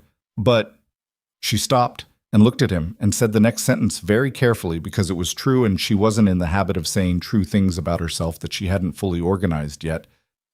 I'm not finished with you, specifically, as a person. She paused. That's a separate question from the arrangement. Lucien looked at her with the weight of his full attention, which she had learned over the last 36 hours was a significant thing to be on the receiving end of. Yes, he said. It is a separate question. I'm not ready to answer it tonight. I'm not asking you to. She looked at him for another moment, this man who had held her family's fate in a file folder for 14 months and then released it when she asked him to, who had built a case that was legitimate and an acquisition strategy that was opportunistic and a compliance note that was inexcusable, who had taken a bullet's worth of risk standing in front of her at a terminal in the rain, who had stood up from a table in a ballroom and said 2 words that changed the geometry of a room, and then, in the elevator going down, not answered the question she already knew the answer to. Good night, Lucien, she said. Good night, Selene, he said. She got into the car his driver brought around, not because she couldn't get her own cab, but because it was there, and she was tired in a way that was below the bones, the tiredness of a person who had moved through a compression of events that would take months to fully unpack, and the simplest available option was the correct choice. She went home. Her apartment was exactly as she had left it Thursday evening. Laptop on the kitchen table, a dish in the drying rack, the particular order of a space inhabited by a person who lived alone and had learned to make solitude feel chosen rather than imposed. She stood in the doorway for a moment and breathed the air of it. Then she went in and took off her coat and sat down at the kitchen table with her laptop closed in front of her and did nothing for a while. Just sat. The city outside her window was doing what it always did. Lit, moving, indifferent in the way that large cities were indifferent, which was not cruelty but scale. Chicago didn't know what had happened in the last 36 hours. Chicago had 2 million people living inside it, and every one of them was the center of their own event sequence, and the city held all of them without preference.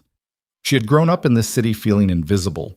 She had spent 31 years mastering the art of being useful without being central, graceful without being present, composed without being alive. She was not going to do that anymore. The decision didn't arrive dramatically. It arrived the way decisions arrived after they had already been made by the accumulation of events. Quietly, with the feeling of something that had been true for a while finally being named. Her phone showed 3 missed calls from her mother. She called back. Helena picked up on the second ring. Selene. Her mother's voice, stripped of its management, was softer than Selene remembered it being, and older. Are you safe? Yes, Selene said. I'm home. James told me, her mother started and stopped and started again. He told me what happened at the terminal, what you did. What did he say I did? Selene said, not defensively, with genuine curiosity. He said you stood in front of a gun, Helena said. He said you talked the man down. A pause. He said you weren't afraid. She thought about the enormous heartbeats, the rain, the floodlights. I was afraid, she said. I was very afraid. I just didn't let it be the loudest thing in the room. Her mother was quiet for a moment. I've been afraid for a long time, Helena said. That's not... She stopped. I'm not offering it as an excuse. I know it's not an excuse. But I want you to understand that the choices I made, the way things were in the house, the way I let things be with James, with you. Another stop, longer. I made those choices from fear, and I knew while I was making them that they were wrong, and I made them anyway because I was more afraid of the alternative than I was of the wrongness. Selene sat with that. Mom, she said. Yes. I know, she said. I've known for a long time. She looked at the dark window over the kitchen sink. That doesn't mean it didn't hurt. No, Helena said. It doesn't. We're going to talk about it properly, Selene said. Not managed, not performed, actually. I know, Helena said. I want that. Not tonight, Selene said. I'm too tired tonight to do it right. Of course, her mother said quickly, and then very quietly. Selene, I'm proud of you. I should have said that. I should have been saying that for years. I'm saying it now. The words landed in her chest the way words landed when they were the words a person had been waiting for without consciously cataloging the wait. Not healing. Healing was a longer process than a phone call, but real, present, a beginning. Thank you, Selene said. Good night, Mom. She put the phone down. She sat in the kitchen for another 20 minutes in the quiet of her own apartment in her own life, and then she made herself something to eat, eggs, toast, nothing elaborate, food as function, and ate it at the kitchen table looking at the city lights through the window, and when she was done she washed the plate and the pan and put them away. In the weeks that followed, the Cross case moved with the particular speed of federal cases that were well documented and politically significant. Victor Cross was indicted on 14 counts that included financial fraud, money laundering, obstruction, and witness tampering. The two judges resigned within 72 hours of the indictment, which was faster than anyone had predicted. The state senator disappeared for 3 days and then reappeared with a lawyer and a cooperation arrangement and an expression of public contrition that was widely understood to be worth exactly what it was. Not remorse, strategy. Damian Cross was charged as a knowing co-conspirator on 3 counts. His lawyer negotiated. The outcome of the negotiation was a reduced charge and community service and the specific public diminishment of a man who had moved through his life on the assumption that his father's infrastructure made him untouchable. He did not appear in public for 2 months.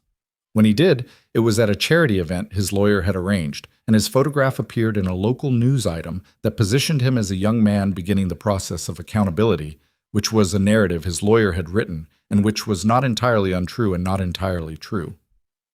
Selene did not think about Damian very often. When she did, she thought about what she had thought at the terminal. The son who had never been given the chance to be anything other than his father's instrument. And she didn't forgive him because forgiveness wasn't the project. But she didn't carry him either. She set him down and moved. Mira and Selene had the conversation that Selene had promised. Not once. Several times, over several months, in Selene's apartment and in a restaurant they both liked, and once on a walk along the lakefront in March when the weather was deciding whether to be winter or spring and compromised by being both. The conversations were not easy. They were not warm in the uncomplicated way that reconciliation stories were sometimes warm in the telling. They were the conversations of 2 women who had grown up in the same house without knowing each other, and who were now, in their 30s, trying to build something honest from materials that had been poorly handled for a long time. Mira ended the engagement. She did this 6 days after the arrests, in a conversation with Damian that she described to Selene afterward in 4 sentences. She went to his apartment, she told him what she knew, and when she had known it, she told him that she was done, and she left. She said it took 11 minutes. She said she did not cry until she was in the cab, and then she cried for 4 blocks, and then she stopped. She kept the ring for 2 weeks, and then gave it to a charity auction, which Selene thought was exactly right. James Vale did not become a different man overnight. He was 61 years old, and the architecture of a person at 61 was not revised in the aftermath of a crisis the way young people sometimes imagined it was. But he became, incrementally and with visible effort, a man who was trying. He called Selene on a Tuesday in February for no reason except to ask how she was. He did it awkwardly, the specific awkwardness of someone practicing a language they hadn't spoken before. And she answered him honestly, and they talked for 12 minutes and hung up, and it was small, and it was real, and it was something. Selene's event company did not collapse under the scandal. It nearly did. 3 clients withdrew in the first week, citing the publicity, which was the polite language for "we don't want your name near our events right now." She had expected this. She had prepared for it by tightening her operating structure before the arrests, moving 3 pending contracts to signed status, and spending the week before everything broke and securing 2 new clients who were precisely the kind of people who understood that a woman who had just helped dismantle a 40-year organized crime operation was exactly the kind of person they wanted organizing their events. By March, the company was not just surviving, it was being discussed. Not because of Selene Vale, because Selene Vale had stood at a terminal in the rain and talked a man's gun hand down, and then spent 6 hours in a federal building giving a statement without managing a single word of it, and the city, which paid close attention to who was composed under pressure and who wasn't, had noticed. She hired 2 people, moved to a larger office, took on a contract she had previously considered out of her reach, and delivered it without revision. And Lucienne. The question she had not answered the night outside the federal building was answered slowly, over months, the way questions answered themselves when the people involved were both old enough to understand that speed in these matters was a form of avoidance. He called her in February. She answered. They talked for an hour, and it was the first conversation they'd had that was entirely free of operational purpose. No case, no arrangement, no strategy underlying the sentence structure. Just 2 people in different parts of the city talking at 11 at night because they wanted to talk. She went to the penthouse once in February, and they had dinner that Lucien cooked, which turned out to be one of the things he was quietly excellent at. And they talked until midnight, and she went home to her own apartment because she wanted to, and he understood that and did not make it complicated. In March, he showed her the documentation for the Southside receivership. The structured sale had gone through. A non-profit development group had acquired the project at a favorable price. The 15 affordable units were restored to the plan. Construction was scheduled to resume in June. He handed her the folder across the kitchen island with the same gesture he had used to hand her the original file. "Here, this is real. Look at it." She looked at it. "You didn't make anything on it," she said. "No," he said. "That's a significant amount of money to not make." "Yes," he said. She looked at the documents, the project layout, the unit breakdown. 15 families who would have a place to live because a man had decided that the difference between power and purpose was worth the cost of learning it. She handed the folder back. "I'm not going to tell you that makes up for the compliance note," she said. "I'm not asking it to," he said. "But it's real," she said, "and it matters." He looked at her. "It matters," he confirmed. She stayed for dinner. By spring, the pattern had become something neither of them named with urgency. Not because naming it was frightening, but because the thing had its own structure, and the structure was working, and they were both old enough to know that some things were better built than announced. She kept her apartment. He kept the penthouse. They moved between this with the specific ease of 2 people who had agreed that independence was not the opposite of closeness, but one of its conditions. One evening in April, Selene was on the rooftop of Lucien's building. She had come up alone, which was something she did sometimes. The rooftop was accessible and high, and on clear nights offered the kind of view of the city that reset something in a person, returned them to their own scale. She stood at the railing with her hands on the cold metal and looked out at Chicago spread below her in its millions of lit windows. The lake beyond it dark and enormous and permanent, the kind of permanent that made the city and everything in it look exactly as temporary as it was. She heard the door behind her. Lucien came to stand beside her at the railing. No jacket. He'd come up from a work call probably, still in his shirt, and the particular focused disorganization of a man interrupted mid-thought. He stood beside her and looked at what she was looking at. They stood like that for a while. "I've been thinking," she said, "about what I would have done differently." "And?" he said.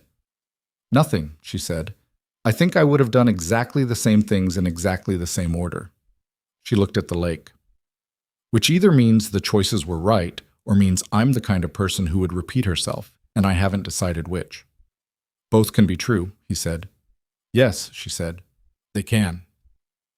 The city below them was doing what cities did. Living, moving, the indifferent vast machinery of human beings choosing each other and failing each other and waking up and continuing. Somewhere down there, James Vale was watching television in Lincoln Park. Mira was at an apartment she'd found in Wicker Park, starting over in the specific way that starting over looked when a person was doing it genuinely rather than performatively. Victor Cross was awaiting trial in an arrangement that his lawyers had spent 3 months constructing, and that would not, according to everyone who understood these cases, save him from what was coming. Selene looked at the city she had grown up invisible in and thought about the woman she had been 36 hours before all of it, standing at a ballroom window with a glass she hadn't touched, maintaining composure because composure was the armor she had been given, and she had not yet understood that armor and identity were not the same thing. She had stood in front of a gun, not because she was brave in the clean, uncomplicated way that word was sometimes used, because she had been afraid and done it anyway, because the fear had been the loudest thing in the room, and she had decided to be louder, because somewhere in the preceding 36 hours, she had moved from a woman who survived quietly to a woman who was done with quiet survival. That was not a small distance. "I can't promise you a clean life," Lucien said quietly. Not looking at her, Tucked, looking at the city. The words came out with the weight of something that had been held for a while and was being released carefully. "My world has never been clean. Parts of it I'm still dismantling, parts I don't know yet what they cost." She looked at him. He turned and looked back. "I don't need clean," she said. "I need honest." Something in his face moved. Not the small recalibrations she had spent months learning to read, but something larger, underneath all of that, the thing that the composure sat on top of, and that was, she understood now, the truest part of him. A man who had built an empire out of control and was in the process of learning, late and at real cost, that control was not the same as safety. He reached for her hand, not quickly, not dramatically, with the deliberateness of someone who understood the weight of the gesture, who had learned, possibly, that weight was something to be acknowledged rather than minimized. She let him take it. Below them, Chicago burned with a million lights against the dark edge of the lake, and the April air was cold enough to still be honest, and Selene Vale stood on a rooftop in the city that had spent 31 years failing to see her and understood something that settled into her chest with the particular permanence of things that arrive late and land true. She had walked into a ballroom to survive an evening. She had walked out of it into herself, not because Lucien Vale had chosen her, though he had, and it mattered, and she was done pretending that being chosen by someone she respected and trusted meant nothing, because that pretense was its own kind of self-erasure, but because somewhere between the file folder and the federal building and the gun in the rain, she had chosen herself. Chosen her anger over her accommodation. Chosen her father's acknowledgement to be earned rather than performed. Chosen her sister's honesty over the comfortable fiction of family harmony. Chosen a conversation with her mother that was real over one that was managed. Chosen, every time, the harder true thing over the easier false one. That was the work, not the arrangement, not the case, not the rooftop or the man beside her or the city below her, beautiful and indifferent and full of people who would never know her name. The work was the choosing. She looked out at the lake and the lights and the dark water beyond both of them, and she breathed the cold April air, and she stayed.